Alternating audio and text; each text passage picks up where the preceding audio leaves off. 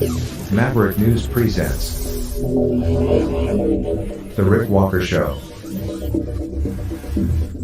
Defrag your mind.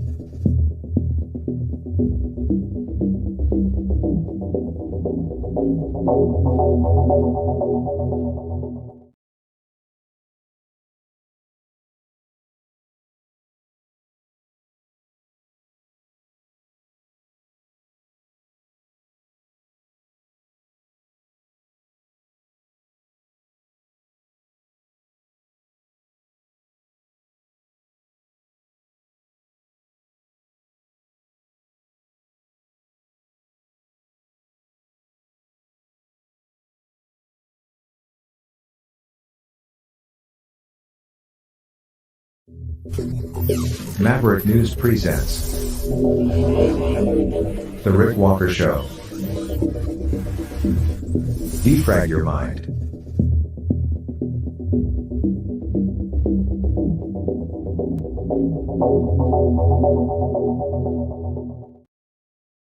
Good evening, Maverick family. I'm Rick Walker. Welcome back to the Maverick News Channel. A little bit of a rough start there to the show. Sorry about that. But we're here, and we're ready to bring you today's top stories. We're going to have a special guest join us tonight, Michael BATOR. He's from Ontario, but he was out in British Columbia in the KELOWNA area, and he escaped the wildfires there. He's a member of the People's Party of Canada, and he sent out a message today saying that he escaped basically just in time, got out just in time. He's going to join us and talk about his experience, tell us exactly what he saw on the ground out there, and we'll talk about the wildfires in general and the politics behind it, I guess, and also the response that we've seen from government and emergency services personnel. So looking forward to that conversation. I think he has a lot of constructive things to bring to the table and the conversation on that front tonight. Also, General Motors kind of dialing back sort of a pilot program for autonomous driving, autonomous vehicles in the aftermath of some crashes involving, two crashes, in fact, involving a couple of autonomous vehicles in their fleet out there that are being used as taxi cabs. So we'll clue you in on what's going on with that as well. And then in Lahaina, Hawaii, still the search continues for victims following the wildfires there. And a lot of controversy, a lot of speculation, a lot of social media posting continuing as people wonder what it was that actually caused the fires, and people scrutinize and criticize the Biden administration for the response, the inadequate response so far, by the estimation of many, from the government. So all that and more coming up right here on the Maverick News Channel. Don't go away. I shall return right after this. The New World Order. Government overreach. The Great Reset. Mainstream media lies. Now more than ever, independent voices are needed. Donate now at freedomreporters.com. That's freedomreporters.com. Maverick News. The antivirus program for your mind.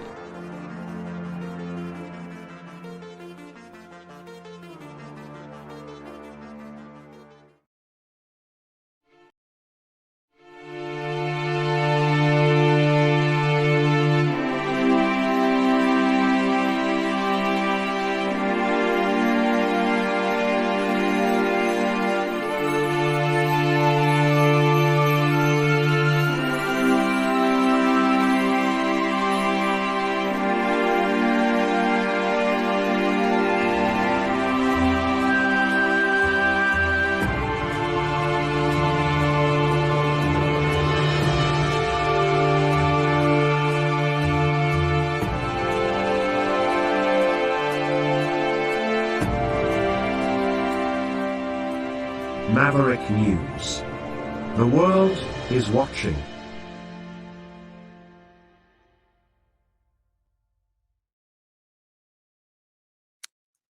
So the wildfire situation still critical. Out in British Columbia, the government is using extraordinary powers tonight. They have declared a state of emergency province-wide to implement a restriction on tourism-related travel to the province in areas affected by the wildfires out there. So Premier David Eby announced the order at a news conference just a short time ago. He says the order is intended to make sure that there is sufficient temporary accommodation available for people who are evacuating or are involved in fighting the wildfires out in BC. He says the current situation is, in his view, grim. Says there are about 35,000 people on evacuation order across the province, and another 30,000 are on evacuation alert. And they might need to leave at a moment's notice. He says they have urgent need for more accommodation. And what the premier is saying is that he wants people to stay off the roads for tourist-related, non-essential travel, to stay in temporary accommodation. Why does the phrase essential, non-essential travel, why does that bother me? So the order really applies to the Okanagan region. And that focus is coming from the Minister of Emergency Management and Climate Readiness, Bowen Ma, who says people, families, firefighters, and other frontline responders need a safe place to stay during their time in British Columbia fighting the fires. Ma says under the order, they are restricting travel to several communities for anyone planning on staying in temporary accommodation. So, travel restrictions. If you're out there as a tourist, I don't know what you're going to do if they catch you at a hotel. I don't think it's a law.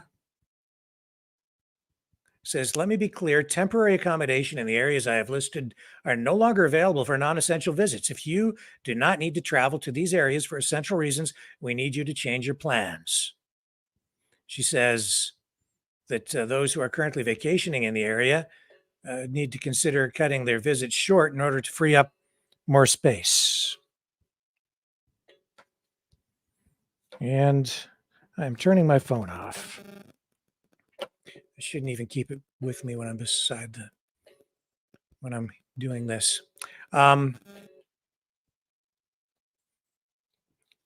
So there you go. They've declared this state of emergency. We have comments now from Mr. Eby, the Premier of British Columbia. Here we go. David Eby.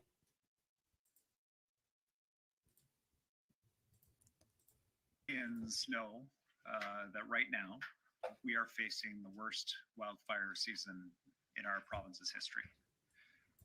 This unprecedented situation has come to a head this evening. In just the last 24 hours, the situation has evolved and deteriorated quite rapidly. In just the last hour, we've gone from about 4,500 homes under evacuation to about 15,000 homes, families being evacuated from their homes across the province.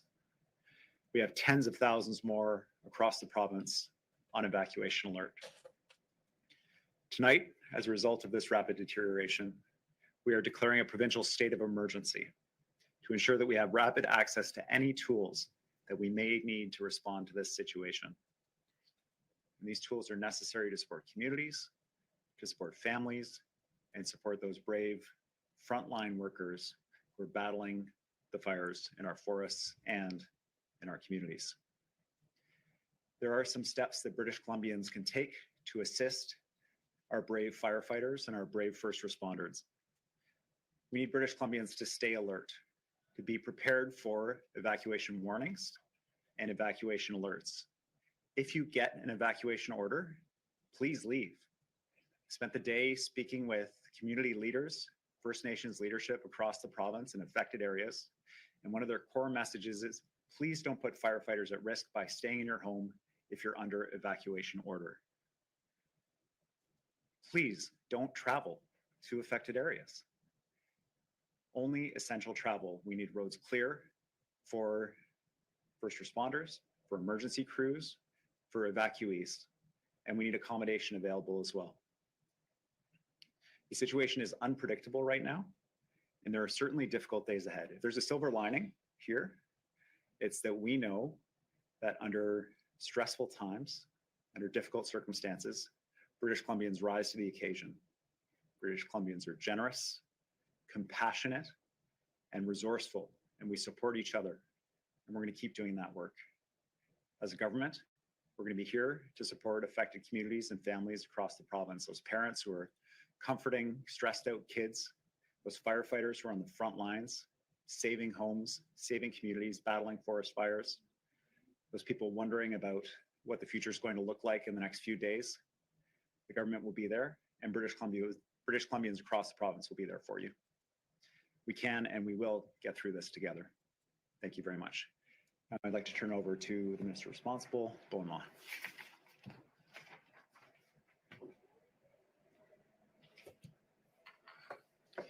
Thank you so much, Premier, and good evening, everyone. I'm Bowen Ma, Minister of Emergency Management and Climate Readiness, joining you today from the territories of the Musqueam, Squamish, and Tsleil-Waututh peoples. Before I begin, I'd like to echo Premier Eby and say that our hearts are with all of the people affected by wildfires across BC. And I want to offer my condolences to people who have lost their homes due to the McDougall Creek wildfire near West Kelowna. I'd also like to offer my condolences to people across the province that are facing similar situation. The last 24 hours have been tremendously difficult for many people across British Columbia. And over the last 24 hours, and since I last spoke to you this afternoon, the wildfire situation in BC has rapidly evolved. Approximately 15,000 people are under evacuation order across the province. Approximately 20,000 additional people are under an evacuation alert. The cold front we are experiencing throughout the province has resulted in a rapidly deteriorating situation. There are numerous fires across the province threatening communities. People have been mostly following our call not to travel to certain areas and to stay out of the way of emergency crews so that they can do their jobs. However, we are also seeing more and more people being evacuated, and access to accommodation is increasingly challenging in the interior. We need accommodations available to keep people safe and to house critical response personnel like firefighters and healthcare staff. At this time, we are strongly recommending that people with plans to travel to fire-affected areas throughout the central interior and southeast in the coming days to cancel those plans. We need tourists and travelers to take this situation as seriously as the residents of these areas do. We ask that you please leave accommodation space available to evacuees, emergency personnel, and healthcare workers working across the province. I repeat, do not travel to wildfire-affected areas for non-essential reasons. By limiting our travel in affected areas, we can make room for those who need it and also ensure that our roads are clear for those who need to evacuate quickly. As Premier Eby mentioned, the first priority of our government is to ensure public safety. We will continue to do everything that we need to safeguard people and protect properties and communities from the threat of wildfire. By declaring a state of provincial emergency, we are able to enact extraordinary powers that, among other tools, could include legally enforceable orders that restrict travel to specific areas if people do not adhere to our calls to avoid non-essential travel to the central interior and southeast. We all have a part to play to protect ourselves, our families, our neighbors, and our communities. This decision to declare a provincial state of provincial state of emergency was not done lightly. It was made on the advice of emergency management officials and BC Wildfire Service experts. And I am continuing to encourage everyone to please follow the advice of your local government and First Nation. If you are put under an evacuation order, you must leave the area immediately. Evacuation alerts and orders are published on the Emergency Info BC website at emergencyinfobc.gov.bc.ca. Please stay calm, be alert, and be prepared. Thank you. I believe we have some time for a few questions.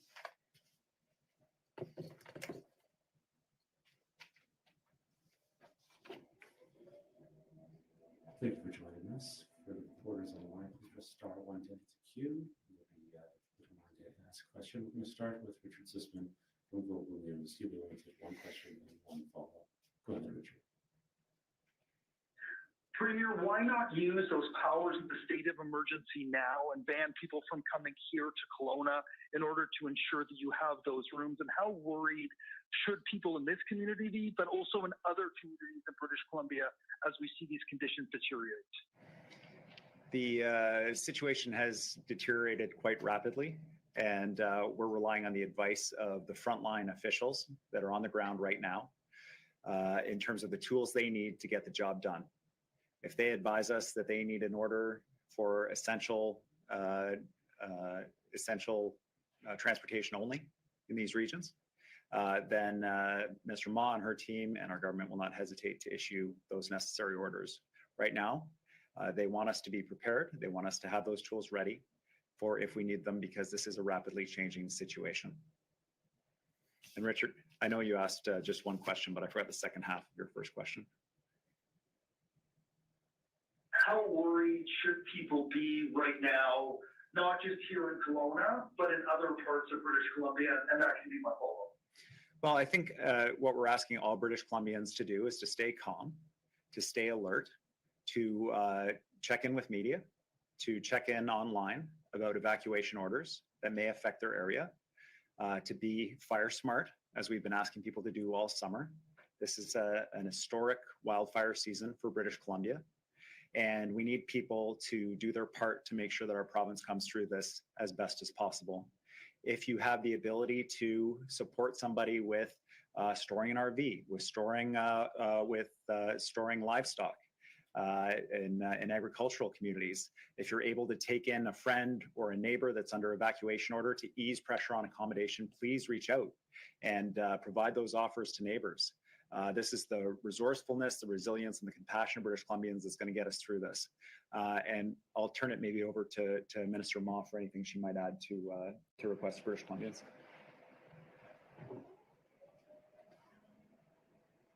Thank you so much, Premier. I think you covered it very well, though. We need people to stay calm. We need people to be alert and to be prepared. Those living in wildfire affected areas or in areas at risk of wildfire need to have their emergency plans in place. They need to reach out to friends and family in other areas of the province to start discussing those potential billeting options. They need to have their grab and go kit ready to go, and they need to pay attention to the alerts and orders that are being issued by their local government, their regional district, or their First Nation. Pay attention to those alerts. It will save lives, and by following them, you are also helping out our first responders on the ground. Our next question will come from Yasmin Ganea from CC News. Go ahead, Yasmin. What else will the state of emergency allow the government to do? From a high level, the state of emergency declaration does a couple things. First of all, obviously, it communicates to people across the province the seriousness of the deteriorating situation that we're facing. When we ask people to restrict their travel, when we ask them to change and cancel their travel plans to fire-affected areas, it really underlines that there's a state of emergency. It enables a number of legal tools for us to issue specific orders and to ensure that resources are available. It might be accommodation, It might be fire services. We had to reach out to Lower Mainland fire services to ask them to contribute additional resources to Kelowna to be able to respond. It could be heavy equipment, and it could be other resources that are required for the front lines. Minister Ma, I don't know if you have anything else that you would add in terms of what this would enable. Thank you so much. Let me be clear. We've been clear from the beginning that the ability to provide resources to fight fires on the front lines is enabled already through the Wildfire Act. We do have those tools available. However, a provincial state of emergency allows us to compel resources from unwilling partners or uncooperative partners. I will say right now, we are having enormous levels of cooperation across the board from all corners of the province, which is largely why we haven't required a provincial state of emergency before. But given the rapidly evolving situation that we now find ourselves in, we can foresee some of those extraordinary orders that may be helpful to us in our response, and we want to be ready to be able to use them at a moment's notice. Question. Yeah, obviously this is a very unpredictable situation, but what concerns do you have going into the weekend? Here, I think what we're concerned about is that what we're seeing so far is rapidly escalating, very unpredictable. And we know that from the forecast, the cold front will continue to cause unpredictable weather patterns that will make fighting fires very, very challenging. We have seen in the last 24 hours, evacuation alerts quickly fall to become evacuation orders, falling like dominoes in some areas. And that speed at which we are going from a threat to a potential threat to an imminent threat is incredibly concerning. We do need also the tools available to us to secure accommodations if required. We are seeing that there are wildland firefighting camps actually. So I'll say again, we're in a situation where we have wildland firefighter camps being evacuated. So our wildfire fighters are actually being evacuated from their accommodations as well as they are actively fighting wildfires. This is part of the reason why we're experiencing the acute need for accommodations in these areas. And perhaps I'll check in with Cliff Chapman to see if he has anything to add. Minister, as stated, my name is Cliff Chapman. I'm the Director of Provincial Operations for BC Wildfire Service. Let's just touch on a couple pieces here that have gone over in the last few minutes. The first one is around the worry around fire behavior in the coming days. I think Minister Ma covered it perfectly. It isn't about worrying, it's about being prepared. Have your family ready. Know that in the southern half of the province right now, but also as we start to see some of the fires in the north still not have any rain, we do need people to be ready. We need people to be calm. And so if you're ready and you're prepared, you will be calm. And that should allow us the access we need on the roadways and not have to enact some of the measures that this announcement gives us, but we are willing to if we need to. As Minister Ma stated, it has been excellent cooperation up until this point from the majority of the province as we've experienced fires over the last number of months, and in particular in the last 24 hours as we saw the uptick in evacuation orders and alerts in very high pressure situations. People are listening and they are following the instructions of their local governments, and we appreciate that greatly.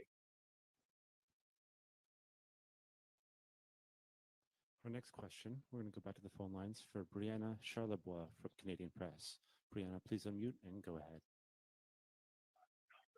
Hi there, thanks so much. I'm just trying to get a little bit of clarity on the numbers. Was it 15,000 homes, families, or people who were under evacuation order at this point? Brendan, I'm going to go over to you just so that you can make sure that we have that exactly right. Yeah, good afternoon. Good afternoon. My name is Brendan Rouse. I'm the Director of Provincial Response Operations for the Ministry of Emergency Management and Climate Readiness, or EMCR. And so the numbers as presented are, I just want to remind everybody that it's an extremely dynamic situation that we're facing. Oftentimes having exact information from the field can be difficult and take time to build. The latest numbers that we had was that we have approximately 15,000 people on evacuation order and 20,000 people on evacuation alert across the entire province.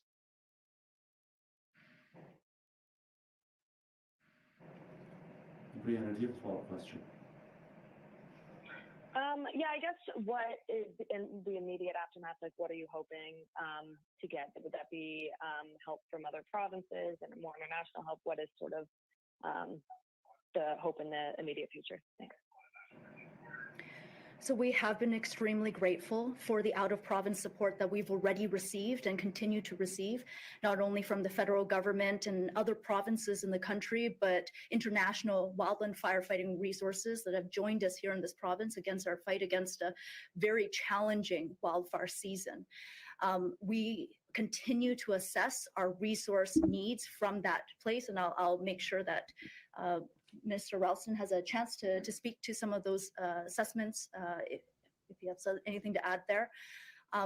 But in the immediate future, what we want from this particular announcement today is first to communicate that we are at a high state level of readiness with the provincial state of emergency, that it is possible that additional legally enforceable orders that are related to travel restrictions may come into place, and we need people to make the choice now to stay at home and avoid those areas in the central interior and the southeast. Did you have anything to add? Thank you very much. The BC Wildfire Service, the CEO, Ian Meyer, has told me that the ongoing assessment is continuous, and there are an effort right now to gather the resources that will be necessary to fight the fires throughout the province, but particularly in the central Okanagan. That assessment process is a very dynamic one, and will be updated very quickly. If additional resources are needed, then they will be asked for, requisitioned, and deployed. I don't know, Cliff Chapman may have further details on where the status of those requests is at the present time. Ralston. And so what I can confirm is that we have a request in through the Canadian Interagency Forest Fire Center. We have had one of those requests answered, so we are looking to secure 16 highly trained, highly certified individual resources. So 16 coming from Australia, likely to show up next week. We're also have a request in for an additional 200 firefighting resources. Couple points of clarity. We did not need this declaration to have full access to international and national resources.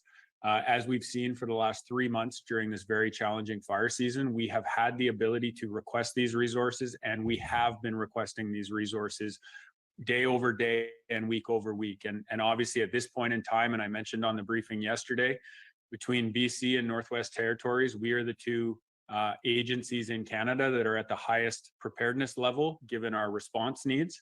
And so really the resources are generally being divided between Northwest Territories and BC to support both of our fire efforts over the coming weeks.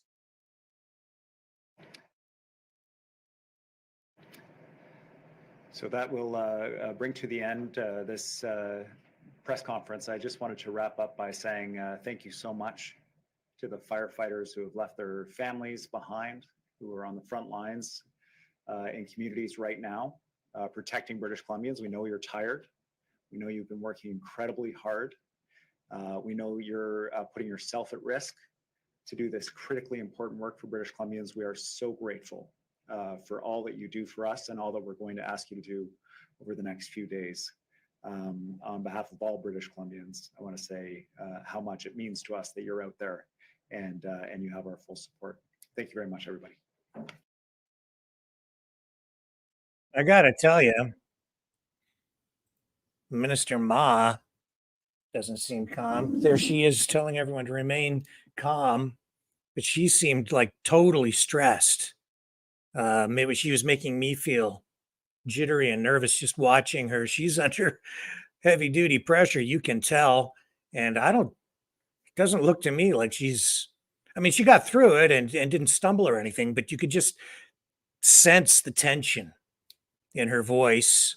And it is a very serious situation. I can certainly understand why she's like that, but it didn't instill a high level of confidence in me when I see a public official standing up there really rigid and just super intense, um, and trying to remain calm, but obviously she's not.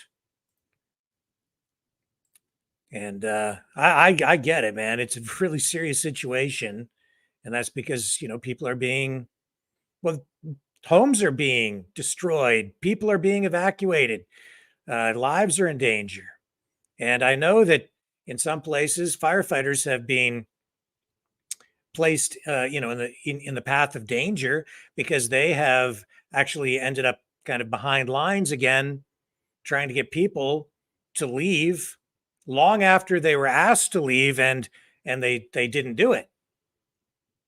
So there's some of that going on too. You would think that people would leave when they're warned, especially after what we've seen happen in Hawaii with all those people who have died. That's honestly, folks, why at the beginning of this wildfire season, I took exception to a lot of posts that I saw on social media from honestly, some people within the freedom movement who, because of their love of freedom, were inclined to simply not trust the government, not trust emergency services personnel, not trust the firefighters, don't trust the cops, don't trust the government. And they were encouraging people to do, an end run around roadblocks and go in behind the uh, the cops, get around them, and just go in and fight the fires on their own. And I said, no, no, no, not smart. Don't go in there. And we've seen some incidents in Canada where people have been, well, there was an incident out in, I think it was Alberta, where the guy got stuck in the mud, got caught behind, got trapped in an area where he got encircled by fire. They had to airlift him out. There have been some people who were stubborn and wouldn't leave their homes out west. And then tonight, what's the situation in the Northwest Territories? Well, I'll get you the latest here in my notes. So we know that the travel restrictions are now in place in British Columbia.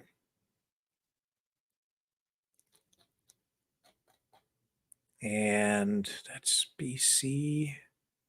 Where are my notes on the Northwest Territories? Well, we know that some 20,000 people were evacuated from Yellowknife. So officials in the Northwest Territories are saying tonight that they do not expect that fire near Yellowknife to reach the city's boundaries by the end of this weekend. They're saying that is due in part because of due to cooler weather conditions, but they say that the threat to the area is still real. So the most recent update from the territorial government there is that while the fires near Yellowknife do remain out of control tonight, they have had a few millimeters of rain in some areas, and that has helped the situation. And so it's now unlikely that the fire will reach the outskirts of Yellowknife by the end of this weekend. So that's very good news. There was some concern that the town might be in jeopardy. And I think those concerns certainly elevated after seeing what happened in Lahaina. Totally different country, different place, different situation. But obviously, we've seen wildfires in other countries as well over the summer, not just Canada and the US, but other countries. And it's raising a lot of questions. Part of it is these days, the reason people are so acutely aware is because of television. It's also because of social media. Today, you see the news as it unfolds. You see it almost live. Sometimes in many cases, you actually see it live. So no matter what happens anywhere in the world, you have access. You're being bombarded with news and information, current affairs all the time. So you become more aware, more acutely aware of these kinds of emergencies. And so we're consuming the information in a different way, in a more, I would say, not only do you get the information, but you get it from a wider variety of sources.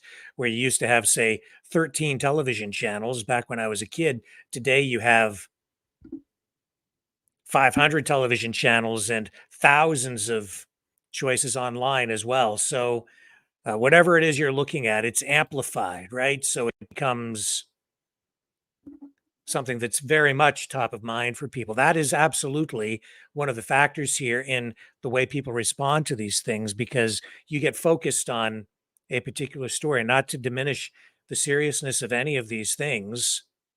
But you really do get focused on it. I think sometimes, though, and when I was younger, when you watched television, news coverage of disasters like hurricanes or floods, even wildfires, and these things have happened in the past. Sometimes the news media would focus on a particular thing, one thing, and everyone, even though you weren't seeing all of that information, you are like flooded with information about it constantly. That's what the media was focused on. So it became singular in focus, and people would become very, very worried about a particular thing. So I think in some ways it was easier, in some ways, for the media to manipulate public opinion too, back then. What's going on now is far more sophisticated, but it's an interesting phenomenon to see the way that media plays a role in people's perceptions, how much the context of things, the scale of things in people's minds. That's what I said the other night. It was difficult for me to kind of get a handle on how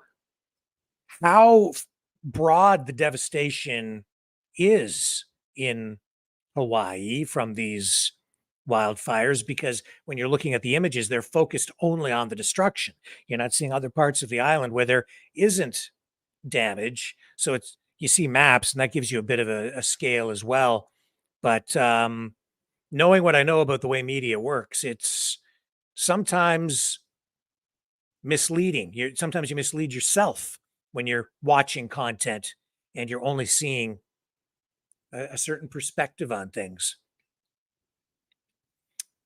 That's why when I would always shoot a news story, I would make an effort to shoot wide shots of things, medium shots, and then close-ups to give people a full perspective, because you can make things look different just from how much you zoom in on subject matter. So it's important to give people that accurate, the variety of perspectives, so they get the broader picture. More information equals better information. And I think that's very important. That's why tonight, too, people are upset in Lahaina, because there's still some question about how broad the damage is, how many people are actually missing, how many children might be still missing as a result of these wildfires. So some people very upset because the public officials have not been entirely clear on that point. Now, it isn't clear to me whether they have the information and just don't want to share it, or if they're trying to be accurate. But here's the mayor of Maui, Richard Bison. I'm not sure how you pronounce his name, but here he is. Let's listen to this. This is pretty emotional. I don't know. Yes, you do. How many children are missing? You know. Send you the answer to that. I'd be happy to answer that. You have no estimate as to how many children are missing? I guess Nothing? we can end this right now if you guys want. Sorry, this is one of the biggest questions that the people of Lahaina have, but you don't want to answer. It always takes one or two to ruin it for everybody. Please, this is our only Well, we could say that about you. You ruined it for everyone. You're welcome to say it. You're the media. You can say whatever you want. You're a disaster. All right. Okay. You've been the worst mayor we could possibly imagine. You won't even wait. Respect what? This is the most dismal response we've ever had. You won't wait for your turn. You want to shout over these guys that are legitimate. Why don't you give them the real answers then? Give them the real answers. That's not his question. Let him. Yeah. You can go. You can go. Yeah. Oh, sorry. Yeah. Emotions running high. Understandable. I would not want to be in his shoes. But at the same time, I think the level of incompetence on display is also unprecedented. A lot of people died. Here's another Maui resident, very critical of the government response. And I can certainly understand, especially while, when you look at what Joe Biden has done, and that ain't much. Okay, I don't really know how to start this, but I just wanted to spread the message to people on mainland about what's really going on here, because the media isn't doing us any good at all. We are not okay. We're not okay. We are emotionally damaged. A lot of people are physically injured. A lot of people have lost their family members. Only 25% of the burn zone has been searched, and there's already been 110 deaths. And it hasn't been the high impact burn zone. Like, we're fucked. There's over 1,300 people without a roof over their head right now, me included. I'm lucky enough to have friends, but all of us are fucked. They're putting us in 30-day hotel stays in order to find everybody houses. But in a place where it's hard enough to find housing and hard enough to find jobs as it is, now that there's more people looking for jobs and there is less houses available on the island, everybody's fucked. Is that there is this grand sense of community here, like nothing like I've ever seen before. The gay pride marches, at Black Lives Matter protests, I have never seen so many people come together and give up their own beds for people that just lost their house but that's the problem. It's that nobody else is doing anything. Nobody is helping. It's all Kanaka, people that live are the only ones that are helping at all. And that doesn't go to say that all of the people on mainland are doing anything wrong. It's not your fault, but the government helping it all. And nobody seems to have any idea what's going on over here. This is the biggest natural disaster. It's caused the most deaths in U.S. history. Isn't there more fucking going on? I've calmed down. I've talked to so many of my friends on mainland that quite literally have no idea that there is 1,300 people packed in shelters and living out of their cars and having to move onto the streets, and that aren't getting assistance and that aren't getting walked through these steps. They have no idea that the death count is so big. They have no idea that the majority of people that have perished are going to be the elderly and the children. They have no idea that our alarm system on this island is the biggest, it's the strongest in the entire nation. I think it might be the strongest in the whole world, but not a single fucking siren off. Why is this not bigger news?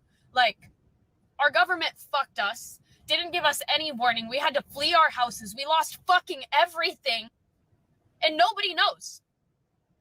1,300 people are displaced right now, and hundreds are fucking dead. Why does nobody know? And I'm sorry, I wanted to add one more thing. It's that this isn't a fast road. There's almost no recovering from this, especially not in a decade, maybe not in 2. Who's to say? But our biggest industry over here is tourism. And now that our biggest tourist city burnt down, we are going to lose so many jobs. So many people are going to continue to lose their houses. People are going to have to sell their land to sources that they shouldn't, just because nobody's going to be able to afford anything. This isn't a ball game. We're going to be working on this for decades, and we're going to need support for decades. And it's pretty obvious that no one is going to stick around and help. Nobody showed up in the first place, really. So just spread the message. Yeah. It's sad, but spread it.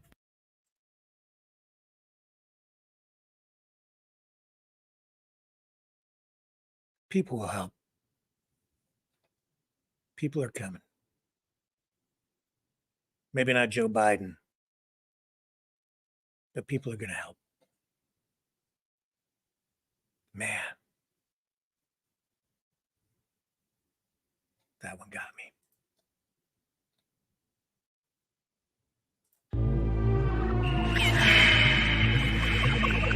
Fighting the Great Reset by leading the Great Resistance.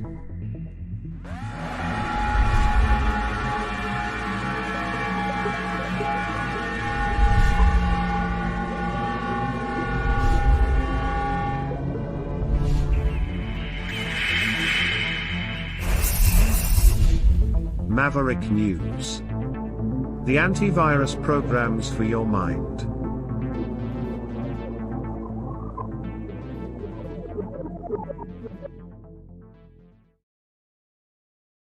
So our special guest will be along shortly.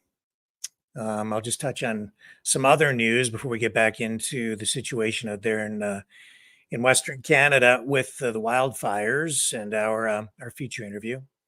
There was a Russian missile attack,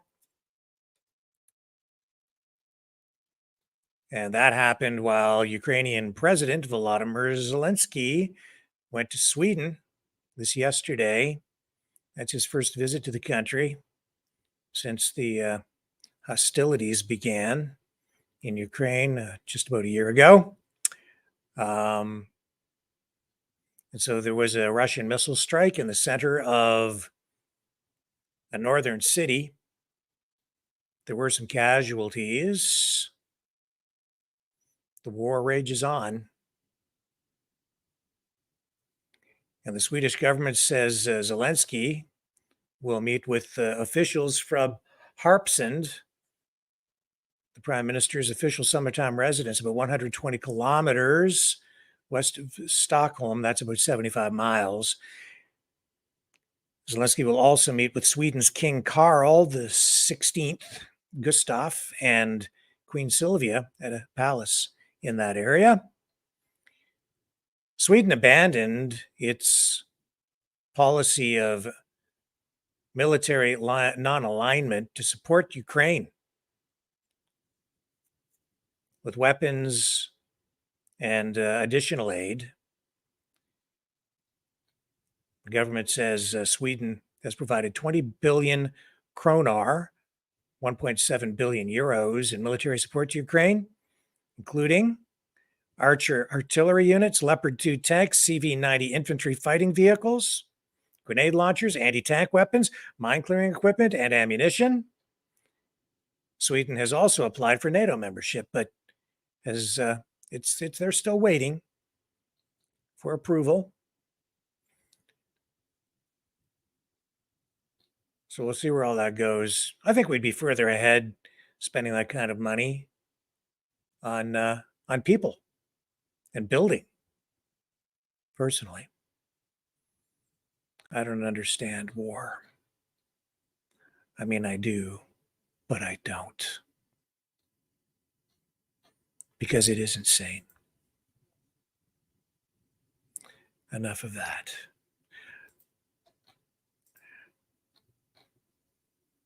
Have you guys been, have you seen these self-driving cars? Have you ever been in one? Has anyone in the chat ever been in a self-driving car? Autonomous cars? I've never been in a self-driving car. I've driven cars that are semi-autonomous. Even those are kind of impressive, the technology, like the lane keep assist and stuff. Anybody ever been in a self-driving car? Well, General Motors is dialing back a pilot program. I've got my notes here. Where'd we go? Right there. GM's Cruise autonomous vehicle unit has agreed to cut their fleet in half because they had 2 crashes in San Francisco.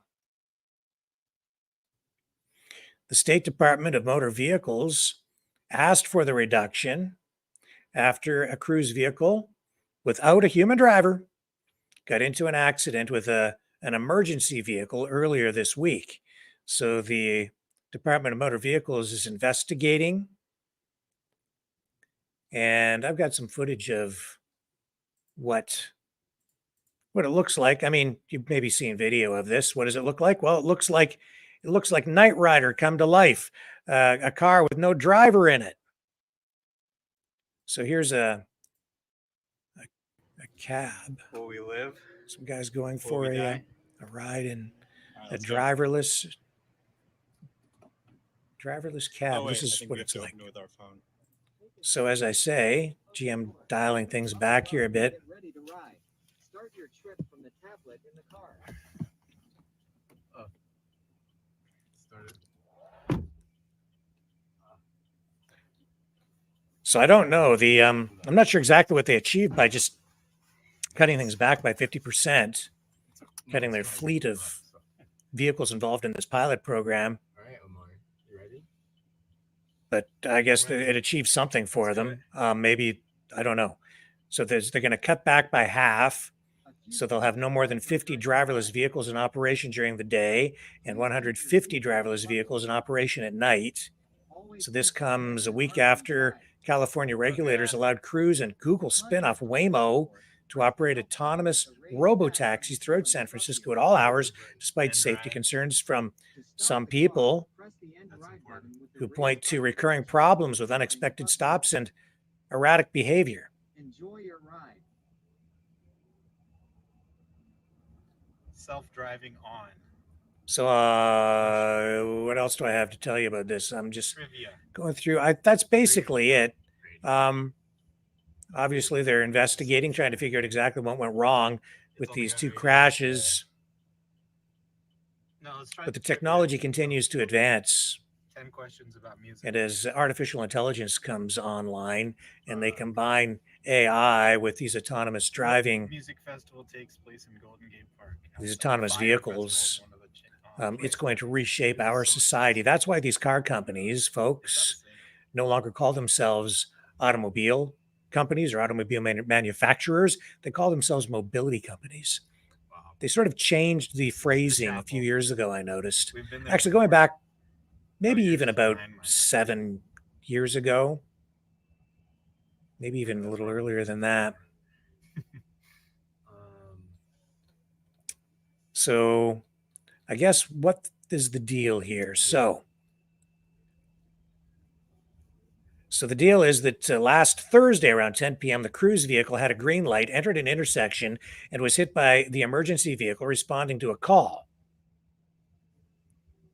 Seems to be working. And all that was based on tweets coming from Cruise. So the robotaxi was carrying a passenger. That passenger was taken by ambulance to hospital. No severe injuries. Nevertheless, something to be very concerned about. I suppose a car with a human driver can get into an accident as well. But in this case,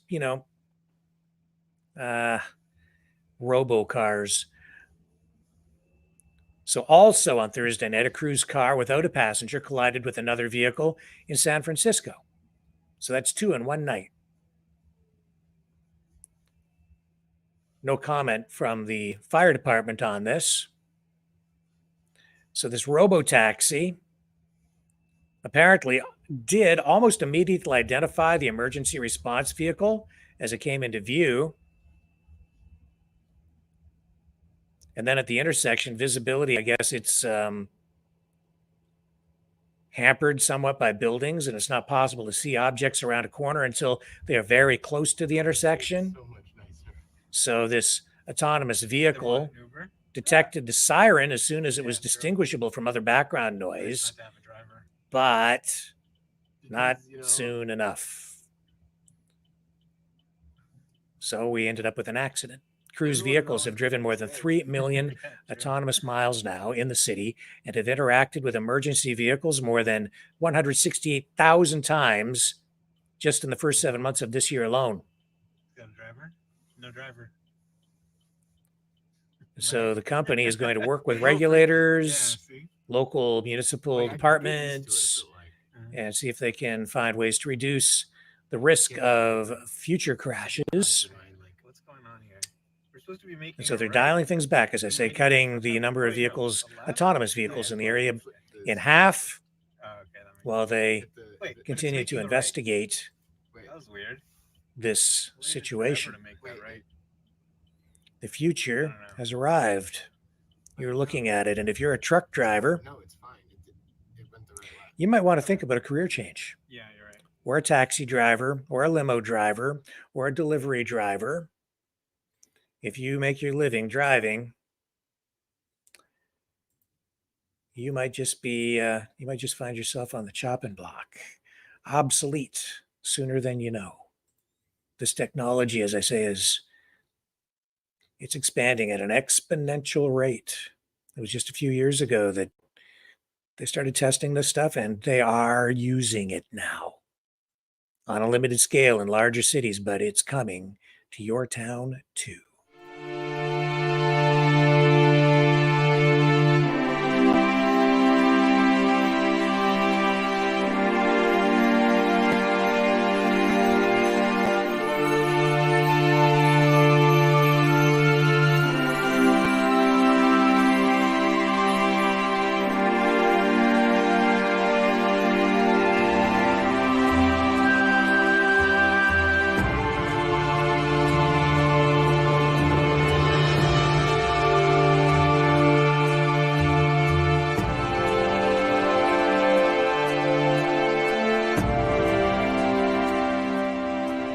Maverick News.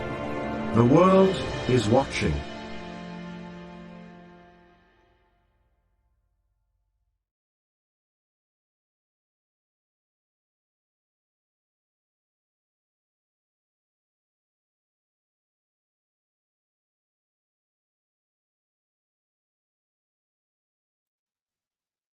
Sorry, a little bit of a glitch there. I'm back though. Okay, so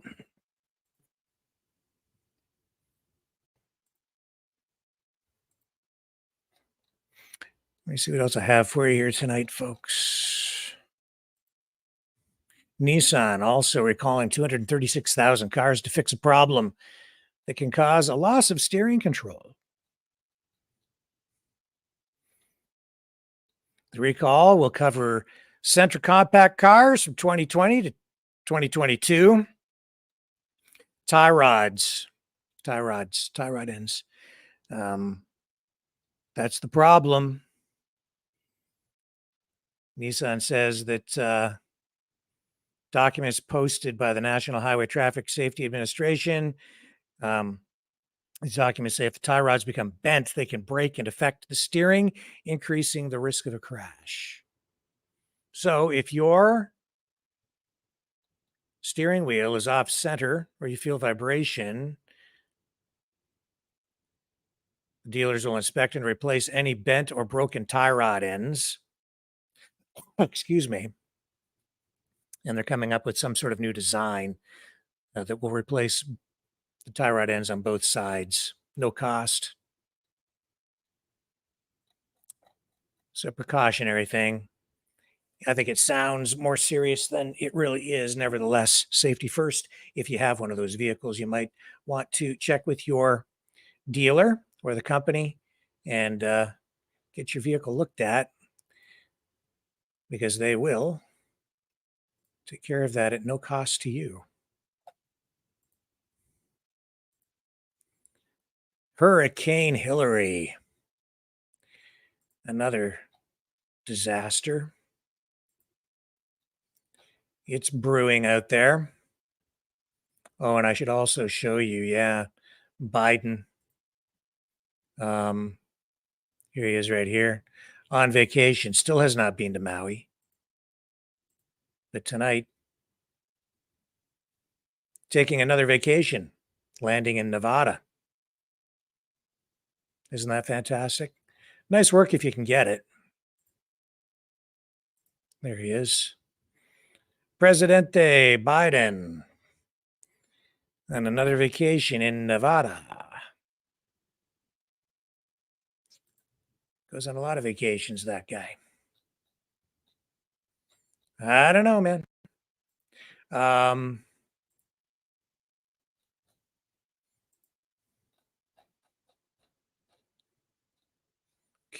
so our guest should be here momentarily. And here's Hurricane Hillary picking up steam in Los Cabos down in Mexico, heading for the US. Give you some footage of this. Big concern for people, obviously. Give you some sense of what's going on with that. So the winds are whipping up there. There is good news on the Hurricane Hillary front, though, and that good news is that even though it is bad, looking bad, it has been downgraded from a Category 4 to a Category 2 hurricane. It is expected, however, to bring severe flooding to some areas. Tropical storm warnings are now in effect for more than 42 million Americans in Southern California, with the Hurricane Hillary, expected to make the first tropical storm that hit the region since Hurricane Nora in 1997. So Hurricane Hillary is entering cooler water and starting to weaken. That's what I say. The hurricane has been downgraded to a Category 2 with maximum sustained winds of 110 miles per hour. But that is still wickedly powerful. So the center of the hurricane is 285 miles south-southeast of Punta Eugenia, Mexico, and 640 miles southeast of San Diego. It's moving at about 17 miles per hour to the north-northwest, and weather officials, experts say that the storm will continue to weaken as it continues into increasingly colder water over the coming days, and especially when it reaches land.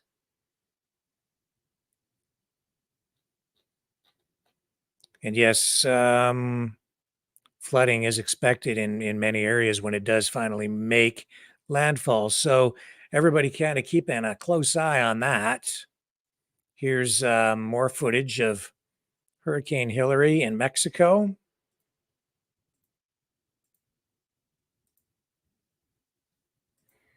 Show you here. El cielo se cae, hijos chicos little.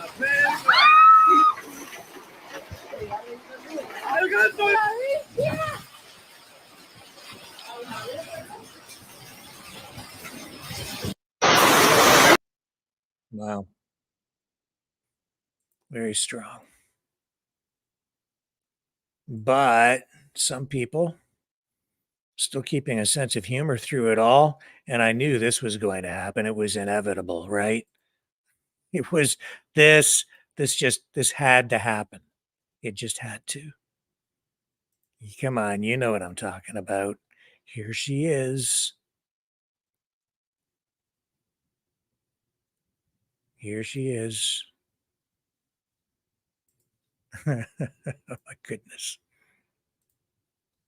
Hurricane Hillary.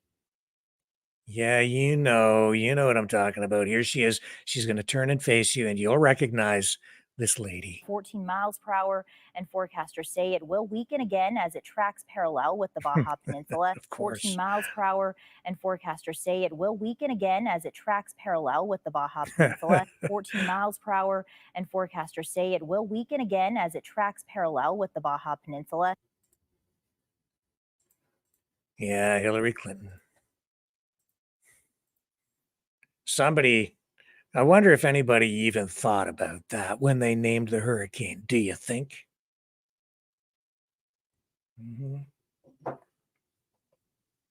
Hurricane Hillary.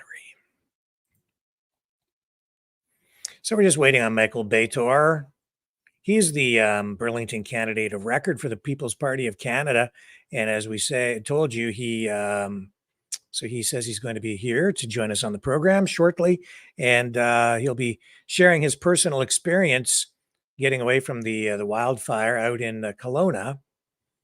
And we'll have a deeper discussion with him on this issue as well. So looking forward to the conversation with him. Hopefully he'll be here shortly. He's a little bit late, but I'll take a little break here and just send him a message and make sure if he's still coming along and will join us. He might be having a little trouble getting into the studio. Leave it with me. I'll be right back. Hello, world. Are you awake?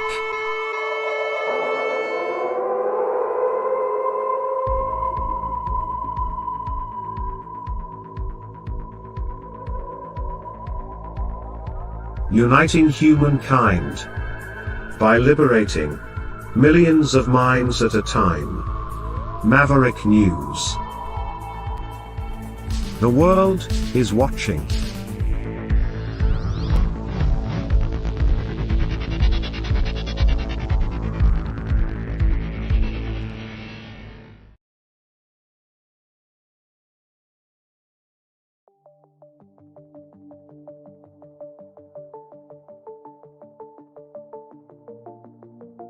Greetings, brave Mavericks. Our quest for truth continues. We go beyond fake news. Together we expose propaganda. Together we pull others out of rabbit holes. We are maverick thinkers. We are all unique individuals. Defenders of individual rights and freedoms. Credible. Trusted. Grounded in reality. Maverick News. Maverick News. Defending free speech. Free speech. Donate at freedomreporters.com. Do it now. Tomorrow may be too late. Maverick News. The world is watching.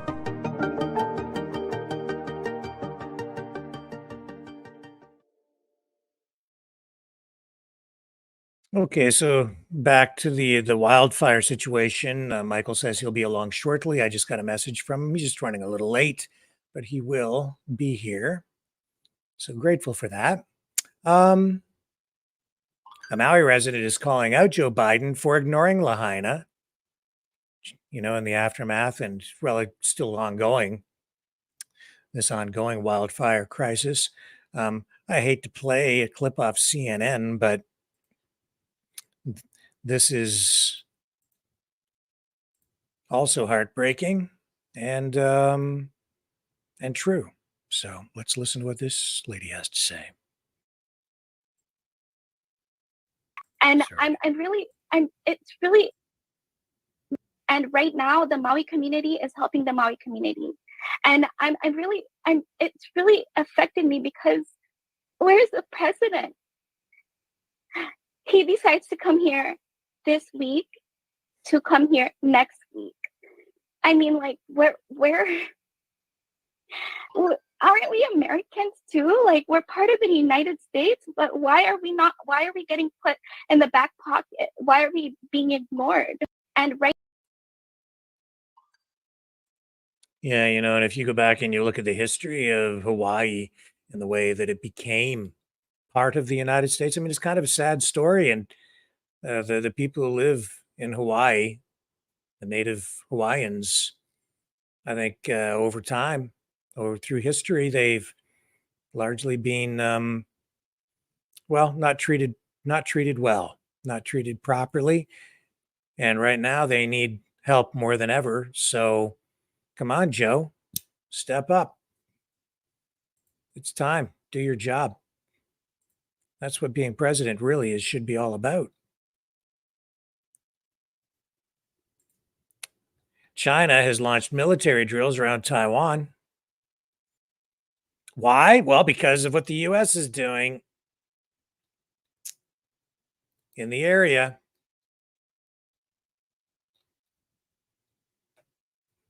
They've launched military drills around Taiwan.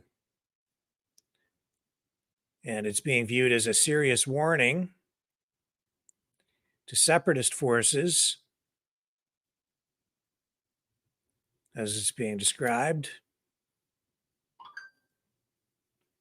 And this is an expected response to Vice President William Lai's visit to the United States, drawing condemnation from Taipei. Lai is the frontrunner to become Taiwan's president in elections in January, returned from the United States Friday and made official stopovers on his way to and from Paraguay, but gave speeches while he was in the U.S. China views democratically governed Taiwan as its own territory.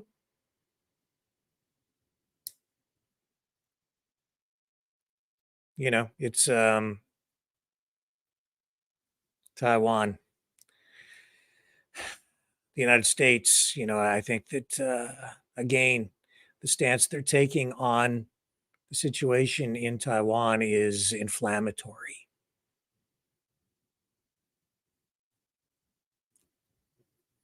And we're seeing more escalation there. Seems like the U.S. wants a war, but can't afford it. Not financially. I don't think the U.S. can afford it, and I don't think they have the resources to sustain it.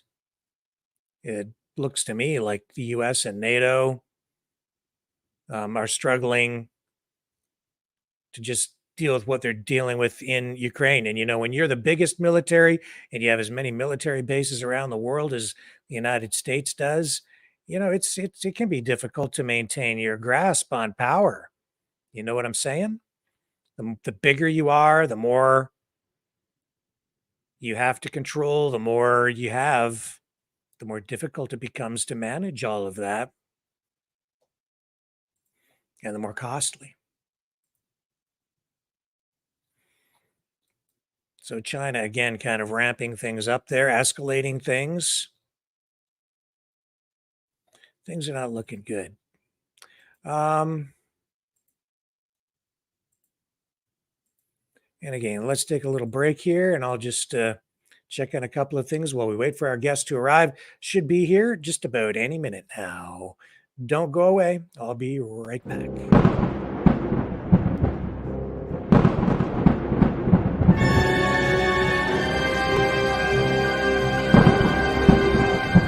Fear not the storm, for truth is on our side. Maverick News. The world is watching.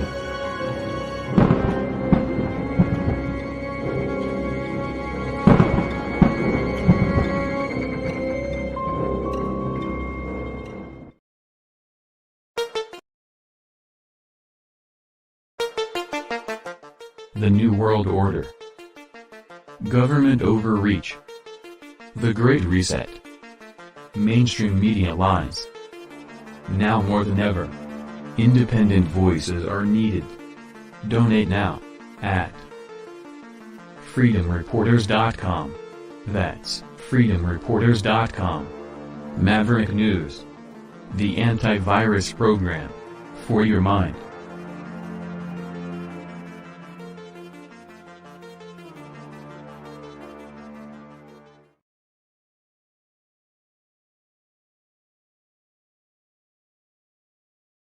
So back to the wildfire situation. A Hawaii official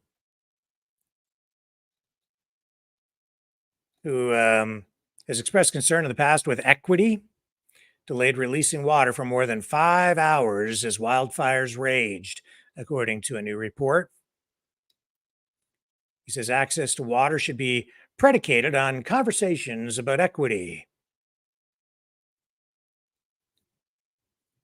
This, according to the Hawaii official who is under fire for delaying access to water during the Maui wildfires. M. Kaleo Manuel, former deputy director of the Hawaii Commission on Water Resource Management, waited for more than 5 hours to release water during the wildfires that devastated Maui. So there was a live stream debate that was hosted by the University of Hawaii last year, and Manuel described water as a sacred god. He said, "Let water connect us and not divide us." We can share it, but it requires true conversations about equity. How do we coexist with the resources we have? He was a former Obama Foundation leader and was part of a program by the former president's nonprofit to help participants with coaching and practical skill building for social change. Here's a clip from the New York Post from Manuel. I'm going to share it with you here, and we're going to have our guest on in just a moment. I see him in the back room there, and we'll just finish up with this, and then we'll get to our feature interview for tonight. Oh, hang on. We use water today, using modern techniques to kind of elevate how we use water today, right? And we can be mindful of our impacts to the resource. And with that context, it's like the traditional system was really built on collective contribution and benefit, and not the individual benefit of a specific project over others, right? There was always this communal, you put in and you get out, right? But that's totally different in this Western capitalistic kind of economy that we live in. It's very extractive, individualistic approaches. And when you get into that space, you create the whiskeys for drinking, waters for fighting scenario where it's us and them. And so, you know, we all need water to live. So really my motto is always like, let water connect us and not divide us. Like we can share it, but it requires true conversations about equity, you know, like water equity. It's not something that's talked about a lot, but understanding how do we, in this island space that we occupy, in this short period of time we're here, how do we leave it better, live, coexist with the resources that we have, and then not make that burden, again, something we pass on to the next generations. I think that's really important. How about when there's a fire, you turn on the fire hydrants and put out the fire? He waited 5 hours before turning on the tap. Here's our guest for tonight. Thank you for joining us, Michael. This is Michael BATOR. Hey, thanks so much for having me on, Rick. I really appreciate that. Honored to be here. Sorry I'm late. We're in Whistler. That was our escape plan. And today we decided to take in some sights. And I had no idea that the gondola would take that long. So my apologies, sir. No problem. We have a lot to talk about tonight anyway. So we're just happy to have you here. And I know that you've had a bit of a rough ride out there in Western Canada. Can you tell us what happened? You were up near Kelowna and well, the wildfires, you had to get out. Well, the thing was, we started out in Calgary. Just to give you the background, we started out in Oakville, Ontario, went up north, you know, cutting across and went to a bunch of great places. And then from Calgary is when the adventure started. So our next stop was Kelowna. It's Okanagan Lake Resort. It's on the lake just west of Kelowna. So, you know, a couple of 15, 20 minutes. I kind of noticed plumes of smoke or puffs of smoke as we were driving towards it, but it looked pretty far away, right? Everything was far away. Everything looked cool. I kind of kidded with her that I think we're going towards the fire, and we kind of laughed it off. We got in it later because it was a bit of a drive. And we just finished dinner. So probably about an hour in to arriving, maybe 9 o'clock, 9:30, the sun had gone down. We had arrived at sunset. All of a sudden the flames were on the top of the mountain. So we're halfway down the mountain where the road is.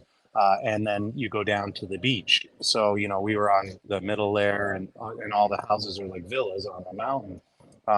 We got the knock at the door and we're like, whoa, it kind of, you know, who knows we're here. So it kind of startled us a little bit. And the owner of the property was warning us that, hey, there's an evacuation order up there. You guys got to get out of here. And I'm like, wow, okay. So my dad taught me a long time ago. It's not my first evacuation. I was evacuated in Mississauga, I think 1977 or something like that. Mavis, we had the chlorine thing, derailment. My dad was just really calm. We'd stayed in, then they said, oh, now you got to evacuate. We were listening. We just packed up some clothes and went. So having that experience from my father, I did the same thing. just really, we just said, okay, let's, take the food out of the fridge. I'll start being a pack mule, double check, had a full tank of gas because my dad said always keep a half tank whenever you stop somewhere. And then I just said, hey, let's go to Whistler. And she was freaking out a bit, it's 5.5, 6 hours through hairpin turns late at night. And I'm like, yeah, I don't care. Let's just go. I got enough adrenaline. So that's how the adventure kind of started there. And then as we were driving, almost hit a deer. There's some animals scurrying around a little bit as we were pulling out down the road. Not like, those movies you see where they're all freaking out going, but, I definitely had to pay attention. And then and you could see the ashes. That's what freaked me out. When we drove in, there was nothing. You just came in, you saw a bunch of smoke and it looked like a million miles away. And then all of a sudden driving out, we saw ashes. I'm like, I think those are ashes because I'm not getting any bug splats. And then we hit another road stop. And then about 15 minutes up the road again, now they're moving people again. And it just kept moving and moving and moving up the road for the evacuation. So that's the story coming out of there. Any other questions about that? Yeah, well, how fast was the fire moving? Do you have any indication? Is it? I guess Well, it's the wind that carries it, right? Well, yeah. So in hindsight, because once we got settled, I was able to talk to some of my buddies. I was supposed to visit one of my buddies here. I'm a PPC guy and he's a CPC guy, and we like to chirp each other on Twitter sometimes, eh? So we were going to hang out a bit, have a beer, and do it in person, and a couple other people. But we had to split, so I hopped on a space the next morning to see what was going on, and he told me that some wind thing the wind just picked up, changed direction, and he was there in 2003 when he lost his house in 2003, and he said that this was really, really fast. The fires in the last 20 years in the Okanagan Valley have traditionally been, not as big, or they're very slow moving, and it was very unusual, he said, for a fire to move that fast, go down a mountain, and hop a lake. Some people are speculating, because of what happened in Maui, what's happening up in Northwest Territories. They're speculating different things are happening. We do know that the fires in Quebec and Alberta during the by-election, we know there was so many arsonists caught. So, I wouldn't rule anything out, but at this particular time, personally, I wasn't able to see anything. Like I said, it looked normal, except this fire was miles and miles and miles away. And then all of a sudden it's on the top of the mountain, just where we drove. Literally we're pulling out. I posted the picture. It's just right there, within an hour. So it was kind of scary that way, but there's no time really to be scared. They tell you to leave, you pack up, you make sure you get out. And I'm really happy that my dad taught me those skills and making sure I had the gas in the tank, and so that I could make it to Whistler. Yeah. So was there a lot of traffic? Was it difficult to navigate through that? Well, I think that we got out in time because we didn't unpack our bags. So the only thing we really unpacked was, we made sausages and put eggs and milk in the fridge, stuff like that, because we knew that it was, more of a cottagey villa type thing where we could cook. So that's all we really had to pack up. And then the other thing was going up and down the hill with all the bags. And so I think we got out a bit earlier. There was a gentleman, 91 years old. His grandson came down and flying down the road, and they had closed it, but he went flying through the road and just said, look, I got to go get my granddad. He got down there, and it's really unfortunate. I'm so sad for him because that was their home where he lived with his wife, who passed away last year. And one of the ladies reached out on Twitter to tell me about the story because it was happening right behind me. He was the guy behind me. I'm number 12, and he's 6 up the hill a bit more. And they lost all of the memorabilia for their mother, their little drawings, the things that you drew or they kept when you were a kid. And so I'm really sad for the people there that have lost their homes and things like that. It really was sad. Traffic wise, I'm telling you, there was guys bolting down, there was more traffic coming down to the roadblocks that I never ran into anybody. for a bit. Like I didn't run into anybody, but I had a lot of traffic coming down. And one of the guys at the stops, because I said, hey, you know, we're going north. Like, should we know anything? And he just said, well, the road's closed and we're going to be closing it up more, even it's moving really fast, son. So just keep going. And then he had told me about the cars that went through the stop. And so a lot of people were going to get their kids, their family, their elderly parents. I don't know how the roadblocks work that way. I was going the other way, but I was informed by one of the roadblocks that people were jumping it to try to get back. So you, well, I'll ask you this first. We just ran the premiere, and stating that there is a state of emergency now, and they're imposing these travel restrictions, telling people not to come there for tourism. Is that affecting people there very much? Are you like, I mean, if you're a tourist, I guess you're not welcome now in the area. So how does that affect you? I mean, you don't live there. So what's going on with that? Well, that was why I instinctually made the commitment to go to our next destination, Whistler. Like I said, my girlfriend was freaking out. It's 5.5 hours and like really crazy mountains. And I'm like, nah, we're just going. So for me personally, I don't think it affected me, but my other buddy, he's from Burnaby and he does business down in Kelowna and he just bailed out. I would imagine, judging by the destruction that I saw, like I didn't really hit me till the next day, right? Like, cause you're in fire mode, right? My dad told me, hey, there's a fire, and then he applied the metaphor to, an exam or, 2 out in the 9th inning and the winning run on second. Like he was trying to explain to me how his job was to focus, right? So we just focused. And then he said, when your fire's out or when the emergency's done, that's the time that you cry, you get mad, you sleep, you do whatever. You just suck up everything. Otherwise, you're going to fail. So that was the mentality I had. I was just like super adrenaline, super awake, super freaked out with 10-kilometer-an-hour turns that you literally slam your brakes on to go around. And then it really didn't hit me till the next day when I was talking to my buddy James on that Twitter space. Somebody had sent me a picture of our resort. James went, oh my God, that's like, he's been there for years. It's iconic. Everybody knows the Okanagan Lake Resort. And to think that I was just there and now it's burnt down, like literally hours later. And then I got a picture from a gentleman on Twitter who was on a boat on the other side. It was just, you could just see my place in flames, like number 12. We were the guy hidden by the tree and it was just burning. Like, it's really sad, really sad. And to think that, like, what if that guy hadn't have warned us? What if the system failed like it did in Maui? What if, we fell asleep and didn't hear it, or that guy didn't care, right? Like, if we'd fallen asleep, we probably wouldn't be here now. We would have got smoke inhalation and just been fried. So I'm really thankful to the people that were monitoring the situation. I'm thankful to the property owner for doing that.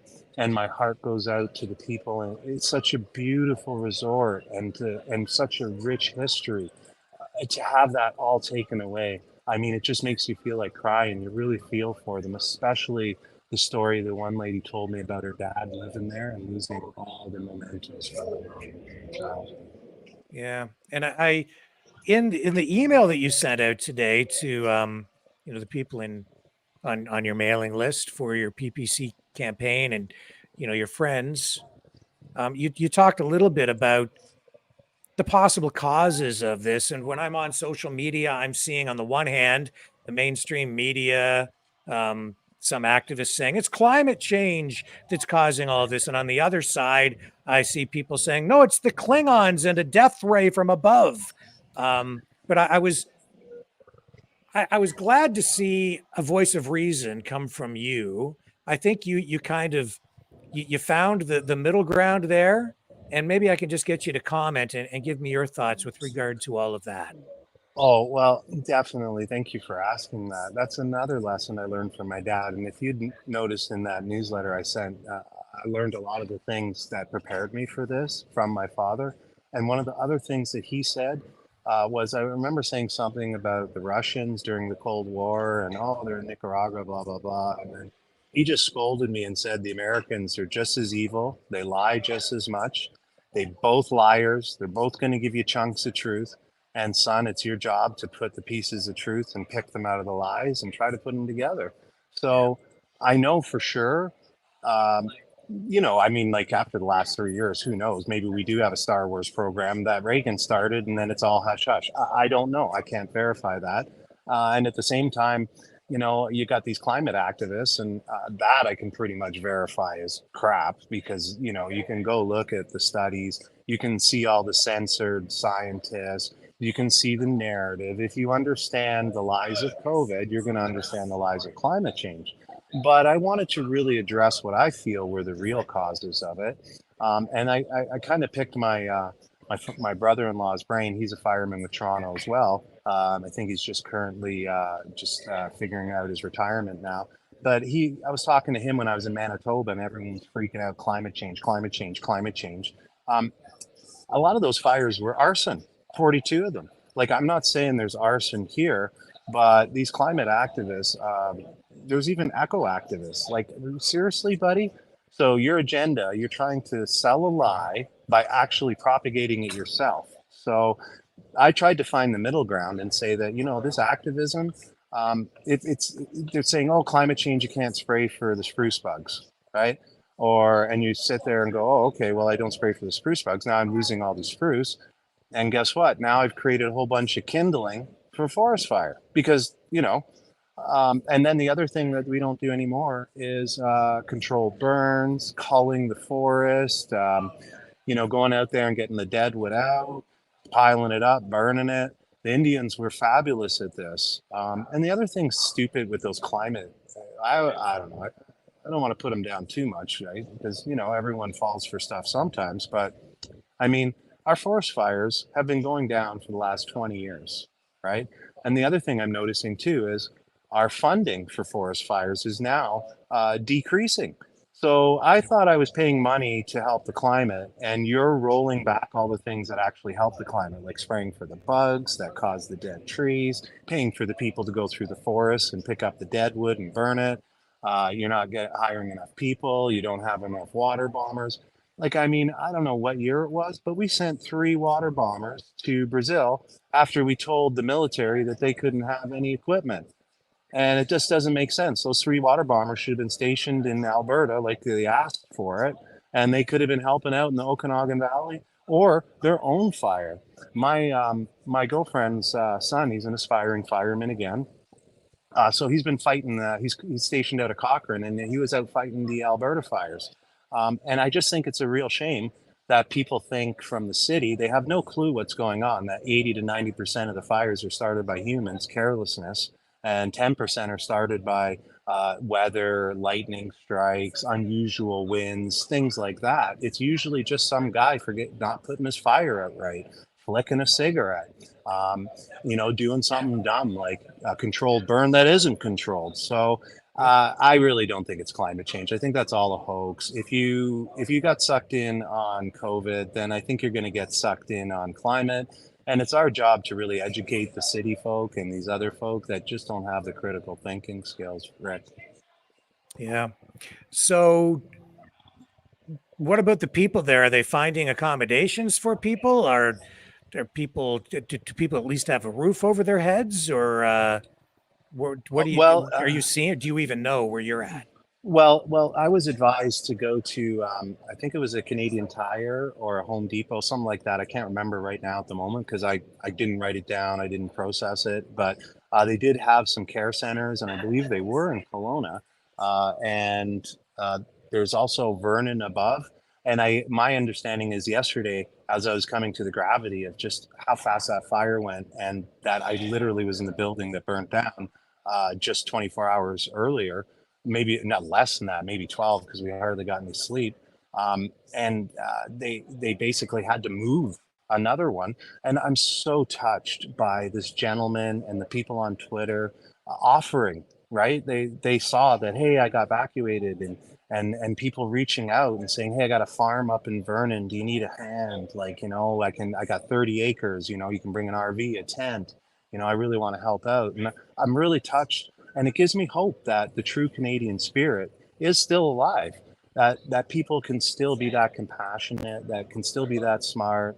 I'm really scared we're losing that since Trudeau.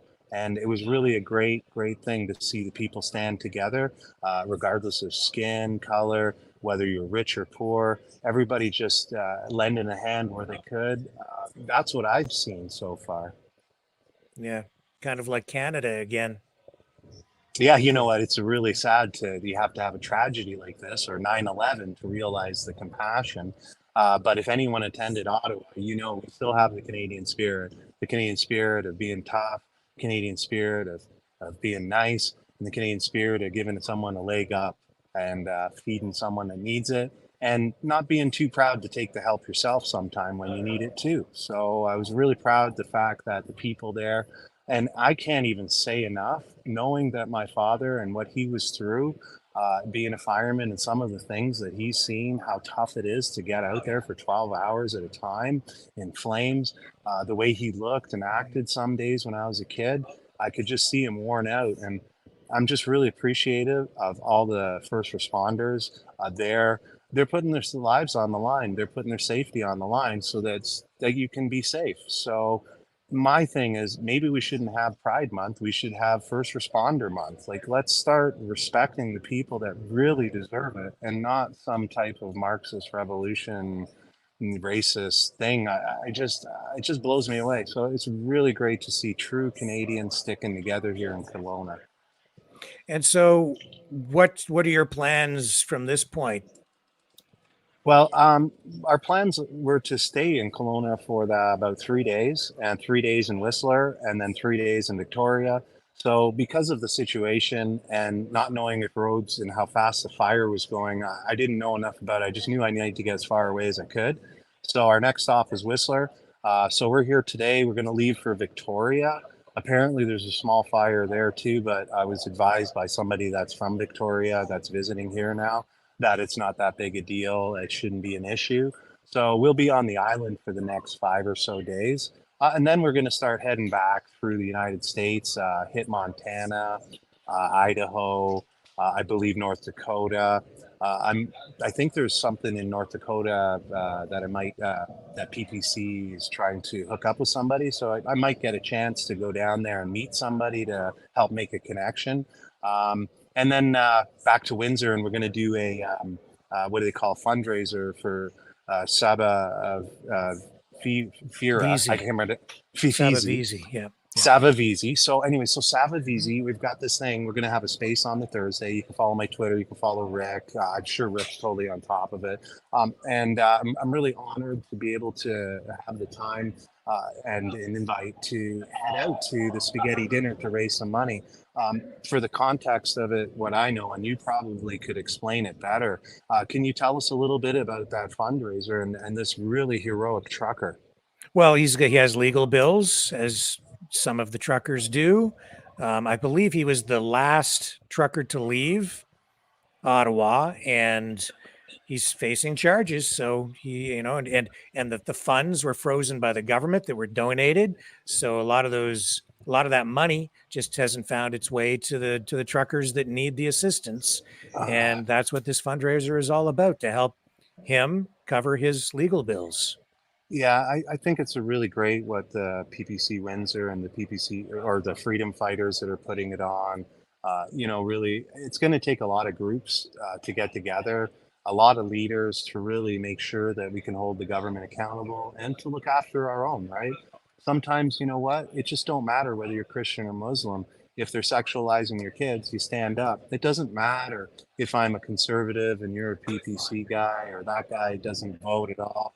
What matters is that we're standing together against the things that are hurting our country and our children and the things that are injustice. And I think us getting together and holding people accountable is awesome.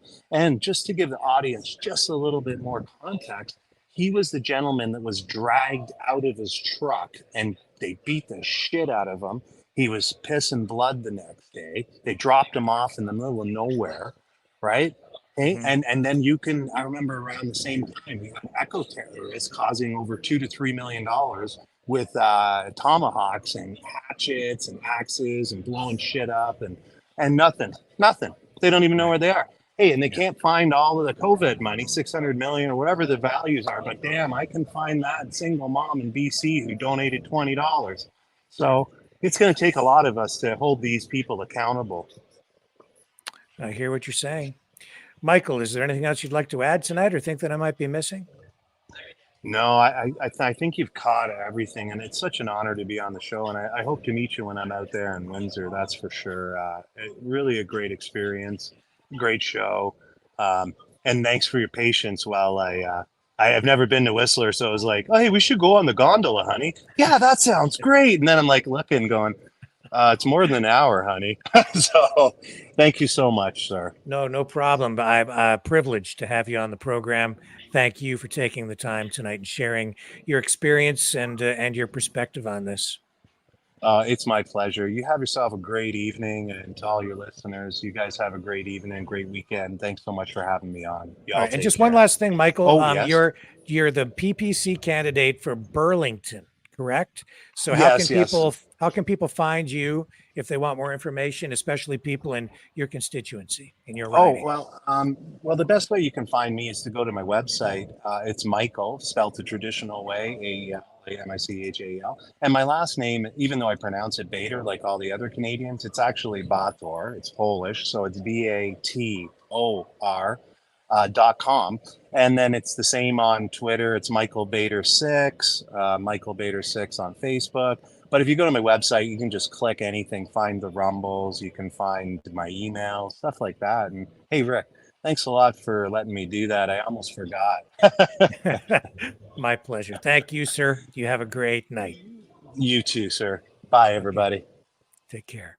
Michael Bator, PPC candidate of record in the riding of Burlington in Ontario, Canada, but traveling across Canada and the United States, and ran right smack dab into that wildfire situation out there in Kelowna and got out safe. And as the thumbnail says on many of the channels carrying this broadcast, he got out just in time, he said in the email that he sent out. And so when I realized that he was in that situation, I absolutely had to reach out to him, and I'm very grateful for him coming on the program and sharing, as I say, his experience and his perspective, not only on the wildfires, but also on, the issues surrounding the wildfires as well. So very grateful. Stay with me. I'll be right back after this.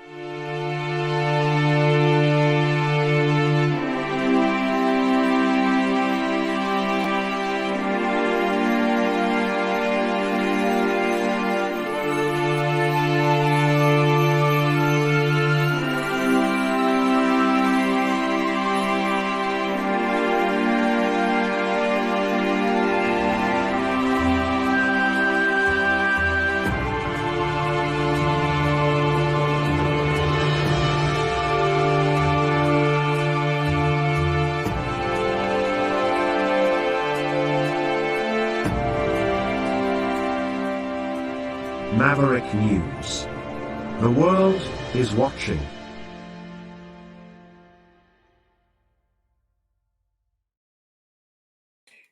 And I do see comments in there, people asking me tonight, Michael, I'm gonna wait on that.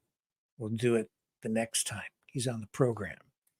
We'll get to it though. Don't worry. Again, very grateful to him for doing that. It is now 7:47 p.m. I'm going to go to the phones. So hang around. I'm going to get them set up and we'll be right back. The New World Order. Government overreach. The Great Reset. Mainstream media lies. Now more than ever, independent voices are needed. Donate now at freedomreporters.com. That's freedomreporters.com. Maverick News. The antivirus program for your mind.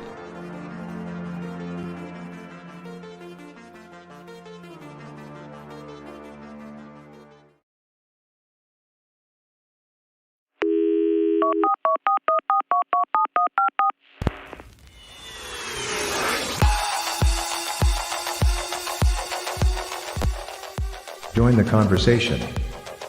Call 1-833-975-3733. That's 1-833-975-FREE. Speak up. Speak out. Make your voice heard. Maverick News. Fighting for freedom by defending your right to free speech. Be a Maverick. Join us.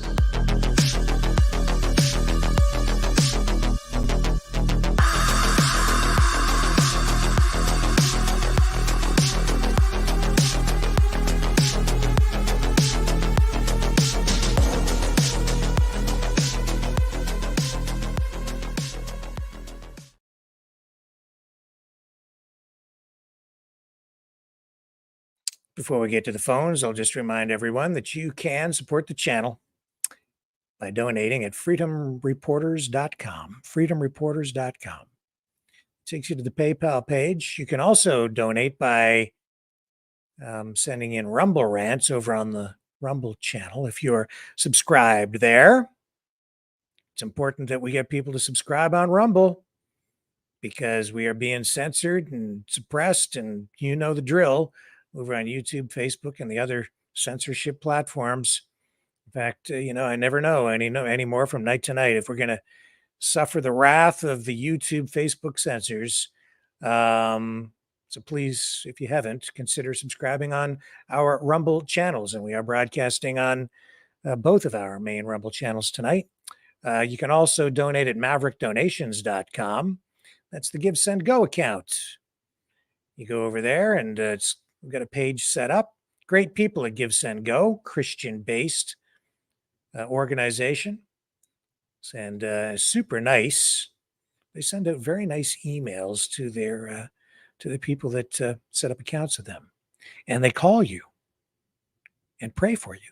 They actually do that, which is kind of cool. I've never had a company pray for me before, but people over at Give, Send, Go do that. So I thought that's pretty darn cool. Super nice. So maverickdonations.com or freedomreporters.com. And you can still subscribe on the YouTube channel as well.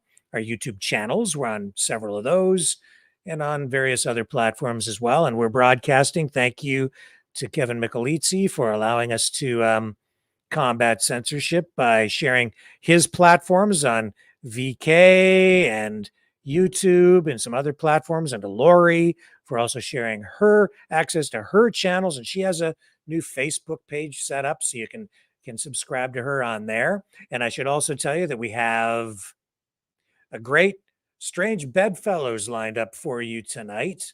A great guest, Michael Kruppa, and he is not a communist. I know Lori keeps bringing communists on the show. Socialists, communists, whatever. They're not the neoliberal woke type that, we're all having trouble with these days. But no, Michael is, he's a conservative. And I'm just looking for information on him. So anyway, you're definitely going to want to check it out. He's over in Poland, and we've got an interview with him tonight. So very, very cool. And it's going to be a great conversation. So you're not going to want to miss it. And what can I tell you about it? Is Michael Kruppa. He's a Polish historian and commentator. Man, he is so well read. Super smart guy. He has a PhD in American paleoconservatism. He hosts Votum TV. It's a podcast about the history of Poland. And he's an American conservative. He says he's an anti-communist. So the conversation, very, very much different than a lot of what we've been presenting on that program. On previous broadcasts, we've had some pretty left-wing people on. But that's what Strange Bedfellows is all about. It's about bringing on people with a variety of different perspectives, different political views, and then through the course of conversation, show that quite often there is common ground that can be reached, right? So that's pretty cool. And actually, Michael grew up here in Ontario, Canada, not far from where I live. So we have some things in common, and we'll be talking about that tonight as well. So pretty interesting show coming up later on these channels, all these channels where we're broadcasting tonight. Strange Bedfellows, that's at 10:30 p.m. Eastern Standard Time. And it looks like we are ready to go to the phones here. So let me just make the final adjustments, get the phone system piped into the stream so that we can hear everybody and get the screen configured properly. And we are ready to rock and roll. And let's go to our first caller of the night. Who do we have on the line? Go ahead. You got the mouth of the South, buddy. Of course. The man without a plan, the master of all disasters. How are you tonight, sir? Great call. Great interview tonight, by the way. Yeah. Okay. The guy knows what he's talking about. A lot of people are wondering why the fires are getting more and more and more common. Okay. What happens now? Okay. Once a fire happens, especially Lytton, I heard Lytton might be going back up on fire again. Yeah. Remember Lytton, the town of BC that burnt down 2 years ago? Yep. So what happens is the trees act as a wind barrier, right? Somewhat. But when the trees burn, you have no more wind barrier. So expect worse in the future. Okay. Obviously, I don't believe I believe it's being weaponized somehow. And he said it spot on. Your what was his name, Michael? Yep. He said it's spot on. You got all these climate change guys out there. Okay, they don't get their own way. Okay, they make their prophecies happen. Okay, they'll poison the waters. They'll burn the trees. They'll do whatever they have to do in order to get their point, right? Because they can't be wrong. I hear what you're saying. I mean, we don't have proof and we don't know for sure, but that, but if you're looking for motivation, I find it very bizarre. Yeah. I find it very bizarre that this year, okay, unlike last year, and they can say what they want about, it's the Earth's boiling. I'll tell you what, in the Northwest Territories today, okay, people were wearing their parkas. Yeah. That's, it was 5 degrees in the morning. It's not hot in the Northwest Territories. Yeah. Okay, so something's going on, and somebody's got agenda somewhere along the line because it's not cool. Okay, it's not cool at all, and people are going to try and be fooled by it. I'm not fooled by any of it. Really, I'm not. Now you got one or two, okay, let's say 30 fires a year. Okay, the average in BC 30 fires. When you have 400 of them, we got problems. Okay, and I get it. It's especially Kelowna, man. I feel really sorry for the people in Northwest Territories and Kelowna area, or anybody being hit by any fire anywhere. Okay, it's tough to get out. And like he said, 12 hours later, he could have succumbed from the smoke and died. Right? Mm-hmm. He would have stayed 12 hours. That's how fast it moves, people. So I watched the fire up in the Mission Hills. Mission is a little town outside Abbotsford, BC. Okay, not far from Vancouver. But I watched the fire go there one year, and it moves fast. Okay, it moves the speed of the wind. Yeah, and it changes direction with the wind. Right, so you see fire, get the hell away from it, man. Run. Yeah. Run. Okay, and they taught us actually when I was the natives. A friend of mine who's native in Chilliwack, I think it's Chehalis is the res he belongs to. He said if you're ever caught near the fire, okay, and you have a water stream or a brook, you get down in it. That may be your last chance, right? So the waters that run in BC are usually 40, 45 degrees, even in the summer. It's ice cold, but you got to get down in that brook, and hopefully it passes over you, right, or passes by you. But yeah, I feel really sorry for the people out there, man. I really do. It's something's going on. I can't, till the evidence is out there, right? It's all speculation now, but I'm not no conspiracy theorist, but when you have all these fires, and we're talking hundreds of them, man, it's ridiculous, right? Yep. Ridiculous. Well, yeah, and I mean, So, it's exacerbated by, as Michael said, they're not clearing out the dead wood the way they used to. The environmentalists are against controlled burns, which also are used to, take out kindling and fuel that causes these kinds of fires to spread. And these are problems. It's called forestry management, and they don't like forestry management. They don't like it. So, well, exactly. And then you got governments that want to come in with the EV battery, okay, and they want to extract all the minerals from the ground. But guess what? Sorry, you can't extract the minerals from the ground because there's trees there. Well, guess what? There's no more trees there. They all burnt. Now we're going to the ground, right? I'm hearing that conspiracy theory too. Okay. Well, I'm hearing all. I mean, we don't know. Like I do know that when down in Hawaii. Now you have real estate people trying to scoop up the land, right? And that doesn't mean necessarily that they went in and started the fires, but they certainly are taking advantage of the situation. And that's not uncommon. It's not maybe even unexpected, but it sure isn't very, very nice. It's not cool at all when I've seen it too. I've seen I don't know if it's true or not, but I did see it. Oprah Winfrey and all the Hollywood elites, okay, that do have properties down there. If people are saying it's funny how their properties never burned. I don't know if it's true or not. I'm just seeing it on social media. You don't know what to believe anymore. That's the problem, and that is social media. There's just so much stuff out there. And, there are reasons too why those properties owned by richer people don't burn. And it's because a lot of them are surrounded by acres and acres of land with manicured lawns that are not really much, they don't lend themselves to the spread of the fire.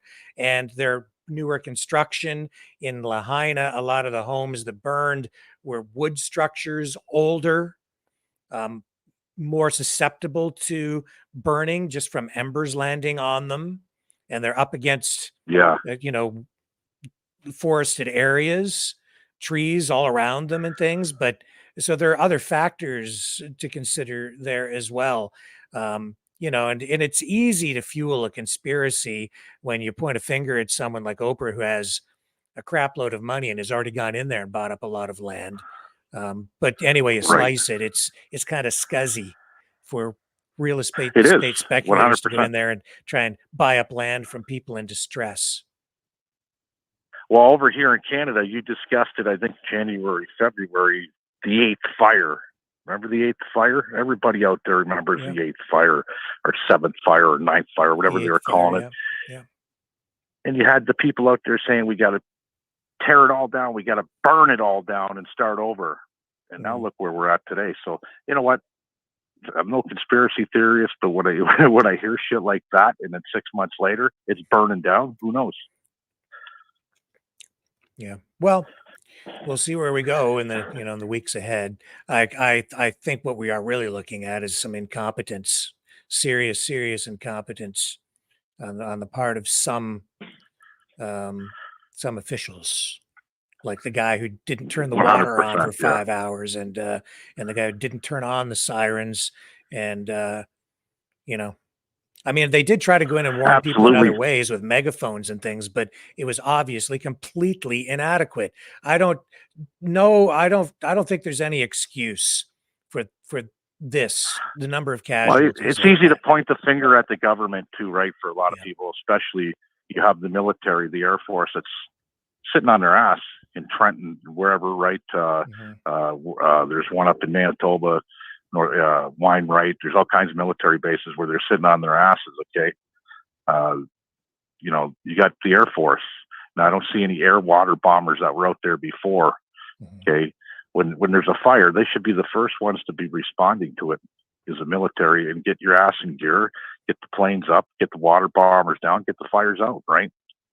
But no, they got to wait. They got to wait till a town burns down and people perish, right?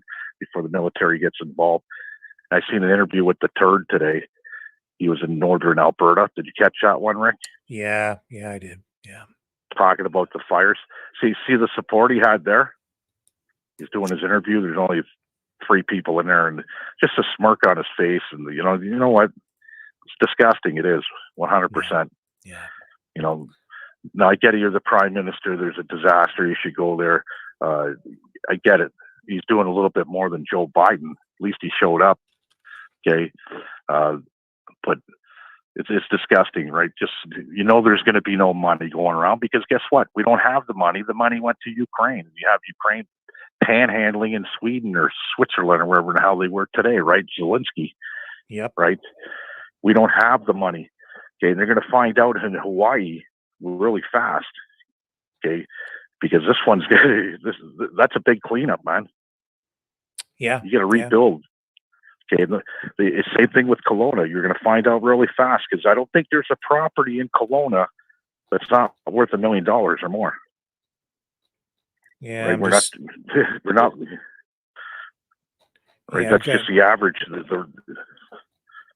Got a woman here who has a response to what Trudeau is doing out there. Let me just bring her up here. I'll share this with you folks. There she is. Listen to this. I cannot handle another ounce of Justin Trudeau in this country. So the area that I live in is literally on fire. People are being evacuated, wildfires everywhere. And you see this right here? You go to CTV News, and us as Canadians, we can't even see what is going on in our country because of new laws that Justin Trudeau has passed. We can't see it. So what, has this turned into a communist country now? I don't have any words. I am so done with Canada. Just so done. I cannot handle another ounce of.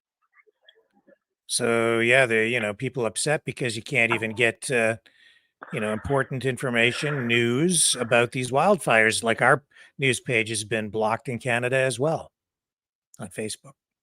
And that's Trudeau's doing. Well, when you have you had a government now, okay, that came in and strong-armed a social media company for them to force them to put up mainstream content, okay, and make them pay. Yeah. Ridiculous. I've never heard of anything like it in my life. What do you think? You're the Rizzuto crime family out of Montreal? Yeah. That's exactly what they're doing, Rick. They're using the same tactics as the mob, and you're calling yourself the government. There's no free, fair, anything about that one. I don't blame Meta at all. No, I don't either, honestly. I mean, it's unfortunate we got swept up in that too, but I get it. Yeah, you come to me, Rick, and you say, "Hey, Leo, I want you to pay me, okay, for running your content on my Maverick News, and we're gonna have a fist fight in Chatham, buddy. Okay, I ain't paying you shit. How's that sound? Yeah." You better get the rants out there. The reality is they can monetize like any other creator anyway. Right. And they already have millions of subscribers. It's not like they weren't monetized. They just wanted more. And the government wanted greedy. Yes. And they wanted the government to prop up their channels in the search algorithm. And then push the independents to the side with C11, and C18 is to make them pay. And the government wants that too because they're bought and paid for because they already get government funding. So they get government funding. They want the social media companies to pay them what they're already getting plus more and put them front at the top of the search engine rankings and take guys like us and crush us. That's what they wanted them to do. Put a muzzle on you. Yeah. And it just backfired in his face. Yes. Okay. And he's going to learn. He's going to learn the hard way, right? Come election time, because as you see, I'm seeing the polls shifting really fast towards conservatives. Anything but Liberal or NDP. Yeah. Right. Yeah. So, it's going to be an interesting. If you hear rumors of a snap election, I highly doubt that's going to happen because the only thing getting snapped would be his neck if he did that. He's as good as toast, right? I think he probably wanted to go to the polls, but he's slipping now. So it wouldn't be wise, I don't think, to call an election now. No. So we're going to be stuck till 2025 with this dumb twit folks out there watching. Okay. We're going to be stuck. But you know, it's only, we're 2023. We're less than, 24 months away from getting rid of them. Yeah. Once and for all. Yeah. Right. But there can be a lot of damage still in the process in 24 months. You look at Joe Biden, what he did in 24 months to the United States. Right. So, you know, these creeps, they got the power, and it's sad the way that they're using it. Right. You were voted in by people that wanted you to work for the people, and they're all self-serving at the end of the day. Yes. So I will laugh. I will laugh if it is a multiple. Like I'm talking 90% majority for the Conservatives, and there is no party status for either one of those twits. Then you send all these politicians packing. Guess what? They don't have a job anymore. They're not getting paid. And you could say whatever you want about the opposition. We don't need an opposition. Really, we don't. What's the opposition doing? Holding people accountable? Really? So if Pierre don't say what he's going to say, well, then guess what? Then it's on Pierre's head. Then I don't feel sorry for the Conservatives if he don't do what he says he's going to do, right? Yeah. Well, listen, sir, we're going to move on because we've got calls stacking up here. Thank you, Leo. Really appreciate you calling. Okay. Bye, guys. All right. See ya. And here's Sue. Hello. How are you tonight? I'm good. How are you? I'm just fine. Glad to have you back. Sorry I haven't been watching your show the last little while. Wow. I've been canning. You've been canning? I'm sorry. I'll have to watch the back shows. I've canned 350 jars of food. Really? Good for you. Well, you're prepped. Yeah. For anything that might be coming then. Yeah. Yeah. Tell us about that. How many, I have a like, question. what are you canning just before we get into that? What kind Spaghetti of stuff? sauce, Yeah. potatoes, Yeah. mock apple pie filling, which is zucchini, Okay. apple pie filling, and pickles. Awesome. Yeah. Well, you're all set, man. I'm coming for dinner. Okay, come on over. Well, the neighbor come over to help me move the jars because I've got carpal tunnel. Oh, yeah. And he said to me, I'll move the jars if I get a jar. Sure. So I sent him home a jar. Good for you. Good for him. Because they're pretty heavy. I have a question. I live up near Petawawa. We got an air quality alert. Is there fires still in Quebec? I can't get any information on it. Well, before I say anything.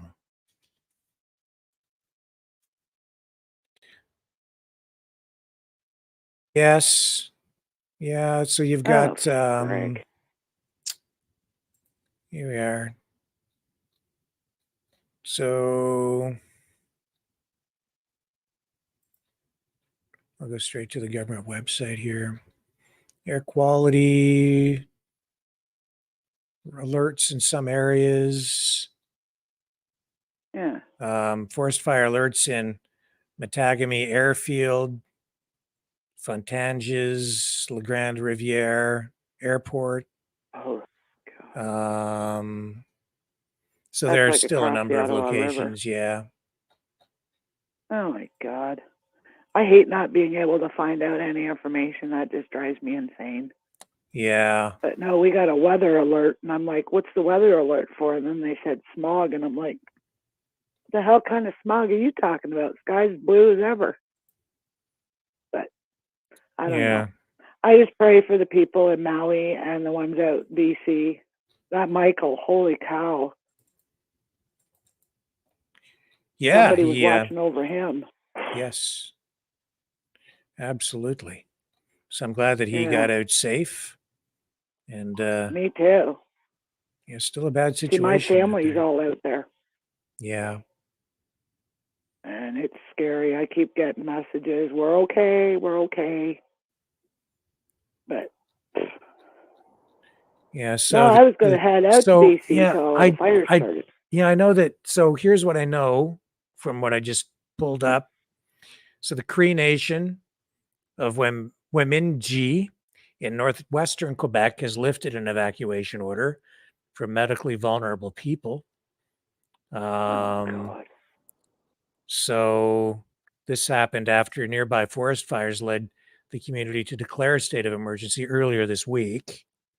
And the nation said, a notice is put out, posted Facebook, and they're saying that the first flight to bring evacuees home was expected to depart at 10 a.m. this morning. And the community further north on James Bay, where more than 200 residents fled during the evacuation. Quebec's Forest Fire Prevention Agency says blazes near there are no longer out of control, thanks in part to rainfall. But obviously they're still burning. It just looks like they finally, in that area, they got them under control. So some good news there. Yeah. Making progress. Yeah. See, I tend to agree with Leo. It's a little bit too funny how many fires are going on around the world.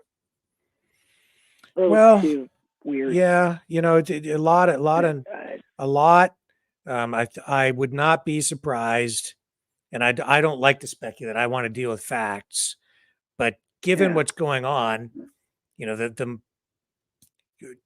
we do know that just statistically, almost 60% of wildfires in any given wildfire season are the result of they're man-made. Either arson or careless smoking or firefighters or forest campfires not put out properly, all those kinds of things. So 60% in any given year.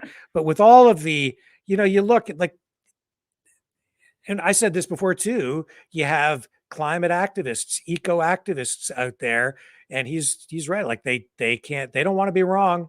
They want to push their agenda.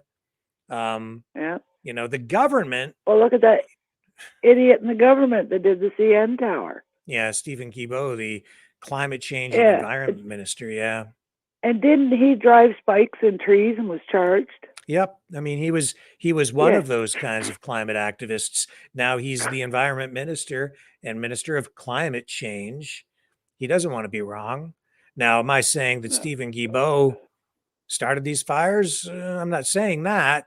But no, you know, there are, as an extension of these neoliberals who are running things, you have these activist groups, and they're, you know, tied back to the people in power.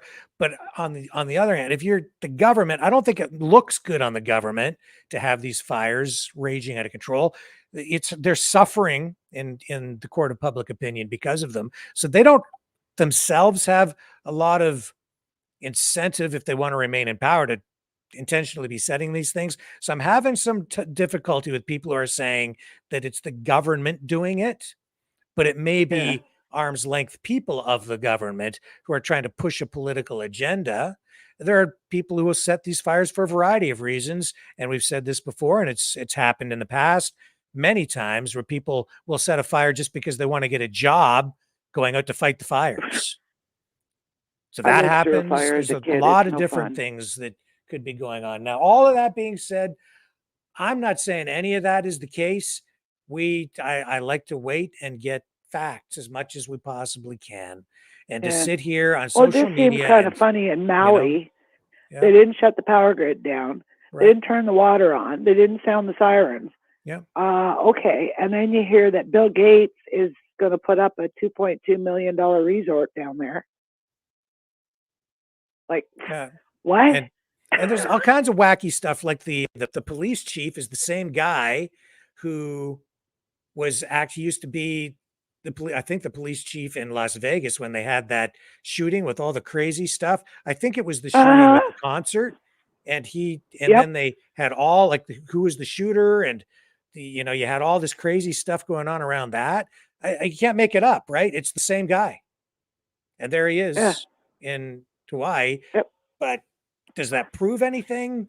It raises questions. Questions are okay, but I'm not sitting here going to draw any conclusions. But it's a little bit weird, maybe a lot weird. Makes the hair stand up on the back of your neck. Yes, it does. Yeah, it Pretty does. weird. And that one down there in Vegas, that was very strange. The way that the shooter was going after the concert goers. And Yeah. it was a country concert, conservatives pretty much in the crowd. And then a lot of weird stuff surrounding the investigation and the way they took the shooter down too. So you can look that Yeah, stuff that up. was, But wasn't that the Jason Aldean concert? it might have been. I don't remember who the artist was. I just, because it was a few years ago now, right? Yeah, and now he's big with his song. Yeah, that's right. Yes. Yeah. Maybe I can find the details here. Yeah, it was weird. That was bad. That wasn't that long ago though. That was like 2017, 18, that happened. Yeah, so this was Maui Police Chief John Peltier. He, nearly 6 years before this situation in Hawaii, he was on the ground in the aftermath of the deadliest mass shooting in modern U.S. history. Yeah. So he was the incident commander covering the Las Vegas Strip when that gunman unleashed on that country music festival. They killed 58 people there. They injured hundreds more. That was on October 1st, 2017. And he actually made reference to his experience in Las Vegas while, I think, in a news conference, talking about what happened in Hawaii as well. So I mean, isn't that bizarre? Yeah. You know, tragedy just seems to follow that guy around. He was a Connect the 22-year dots. veteran of the Las Vegas police force. Yeah. He became a captain, rising through the ranks. He was a third-generation police officer, was also the commander of the Major Violator Narcotics Bureau since 2020. Bachelor's degree in political science from the University of Nevada, Las Vegas. Earned a certificate from the FBI Academy. Oh, good Lord. Born in Buffalo. Yeah, moved to Las Vegas at the age of 17. And Peltier says the experience during the massacre prepared him for his post where he was working as the police chief in Maui. Apparently not well enough because a lot of people died. Yeah, too many. Said that what happened in Las Vegas would make him, he said that that prepared him for anything, to handle any situation. And yet look what he did in Maui. Yeah, well, yeah. Unbelievable. That's just, and it is like truth is stranger than fiction, right? Well, there you go. Oh, yeah. Well, it's like I said to everybody that I talk to, connect the dots. It all falls back to the mighty dollar. Connect them. And it goes back to money. Pretty bizarre. Bizarre stuff. Yeah.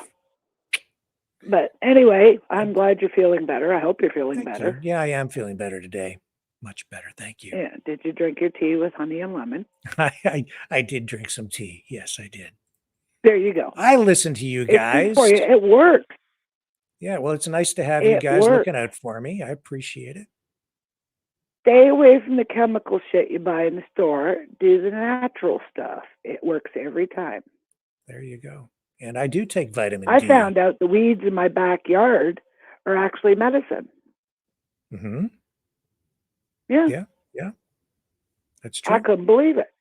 Dandelions, man. All these people. Yeah. Well, there's another one. It's got like a yellow flower, and they put it in salads. Yeah. The wealthy eat it. Mm-hmm. So, but anyway, I'll let you go so other people All right. can chat. But Thank it's you, nice Sue. seeing that you're back and healthy. Thank you. You have a great night. All right. See ya. You Bye. too. Bye. And here's John. Hi. Hi. Hello? Yeah, go ahead. So yeah, I'm phoning to talk more about Trudeau and Facebook social media. That's an interesting concept. And I agree what's going on is really bad. I mean, we need the access to the information. I'm not a particular fan of social media. I think those companies interject their own viewpoints into world politics, and that's scary. They're largely not Canadian companies, and they don't pay taxes here. I think they're largely parasites in Canada, if you want to know the truth. But we need access to information. And what Trudeau's done has led to what is happening. People are being starved of information. That's bad. But I don't know if I believe it's actually incompetence on the Liberal government. They've been studying the phenomenon of our media going broke and viewership going to social media for years and years now. You know, they made their government bailout package based on these studies. I think they understand full well the economic model, excuse me, of these companies. And I think they knew when they were going to try and force them to pay for links used from Canadian sources that there is no way a social media company could ever go for a deal like that. Because if they give in to Canada, they give in to the UK, they give in to Australia, they give in to everywhere, and they're done. I think Trudeau is trying to force us to go back to government-controlled media, CTV, CBC. He doesn't want Canadians to have access to news on the internet. He wants controlled media, and I think this is on purpose. I think it's kind of genius, actually, what they're doing, because they're getting social media to censor us, so he doesn't have to do it directly, but he's created the conditions that force social media to do it. They have no choice. Their business model, they could never do. They can never pay fees like Trudeau wants them to. They'd be gone. They'd be done. And he's done it on purpose. Yeah, well, may well be the case. And regardless, I think Trudeau kind of gets what he wants, because by stripping away all news content, it forces people to, like, it eliminated us, so it eliminated the dissenting voices, and it still gives the advantage to the mainstream legacy media because they have the government funding. And that's the other part of the equation. Right, that's the other part of the equation too. I mean, they're completely party to this, right? They're losing money to the internet. They're losing money to social media. So any reporting you see by social media on YouTube or any of the other social media companies, any of the personalities, when they're talking about people that have been banned and they demonize them and make them look scary, they're so biased. They shouldn't even report on that stuff because it's just enriching them to silence voices on social media. It's bringing people back to them. I think if we truly... This government is not a Liberal government. This is not the Chrétien government. This isn't Paul Martin. This isn't even his dad. This is full-blown socialism, like real social, not democratic socialism, socialism that we're going through here, and he's taking over our media. That's what I think is happening in our country right now. Yeah, I mean, whatever label you want to put on it, I think that we're getting something pretty extreme from this government. And I know exactly what you're saying. And I agree. I mean, if you really think about how much time they've spent analyzing this problem to come up with the bailouts and all this stuff for media, they understand full well the business model of these companies. And they know there is no way they could conform to what the government wants. It would put them out of business. They would be paying every country in the world for use of their media, and that would be it. So it's not incompetence. I just don't believe it. I just don't believe it. I think he's designed what he wants. And I think Canadians need to really realize that we need to get this government out, because very quickly, we're not going to be able to talk to each other about Canada. We're not going to be able to create a real, true Canadian political culture by discussing what we want in this country. That is real culture, not government-created culture. Canadians with Canadians talking and deciding what they want, that's political culture. This show creates political culture, and you could find yourself silenced easy with this government. Oh, yes. Absolutely. That's why we're, building a new website. We're, networking with others, live streamers to try to combat this. We're taking a lot of different steps behind the scenes too, to position ourselves in the wake of all of this, because you're right. They want us gone. They do, in the worst way. You know, just about every sort of either news or social media influencer Canadian based since about 2015 that I've been interested in, just about every single one has been banned off of YouTube by now, right? And I'm not listening to crazy, dangerous stuff. I'm talking just conservative kind of politics people, Canadian nationalist politics, all gone. There's no one left on YouTube. Even Americans, even with their First Amendment, there are only a couple of channels that really function compared to what were on YouTube, say when Trump was running. And I don't really want to get into Trump or anything, but just the amount of people that have been banned off social media for talking about largely mainstream politics is incredible. It's very, very true. Right?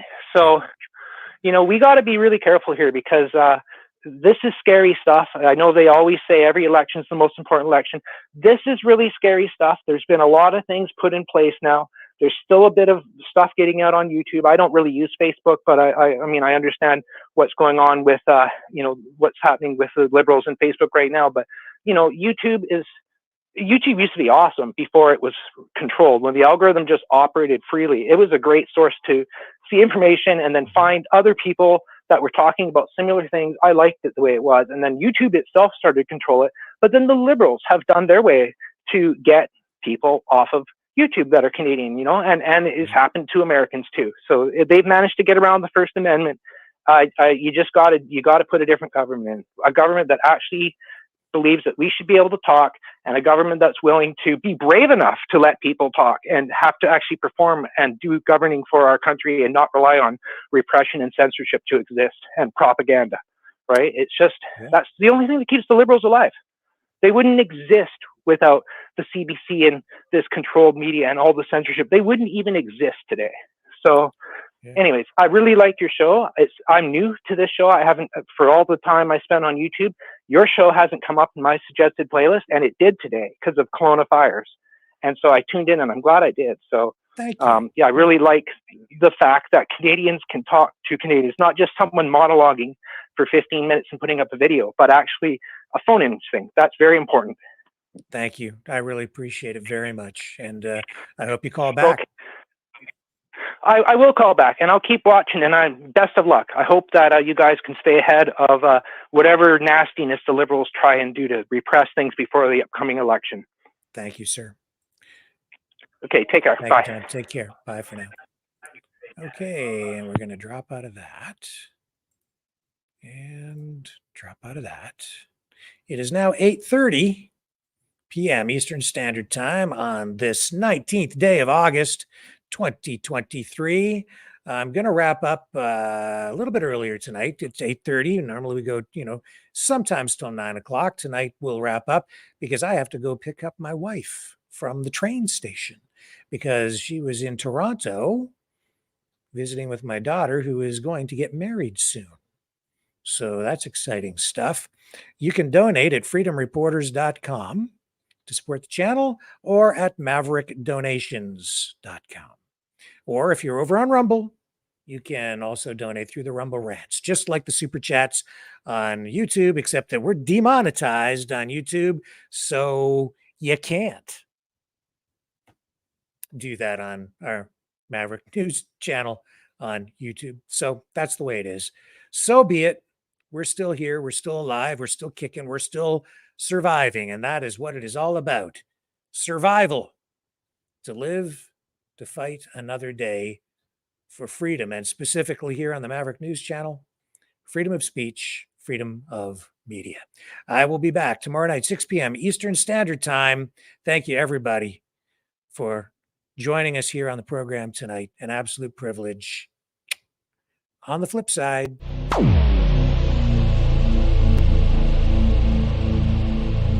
This has been a Maverick Multimedia production.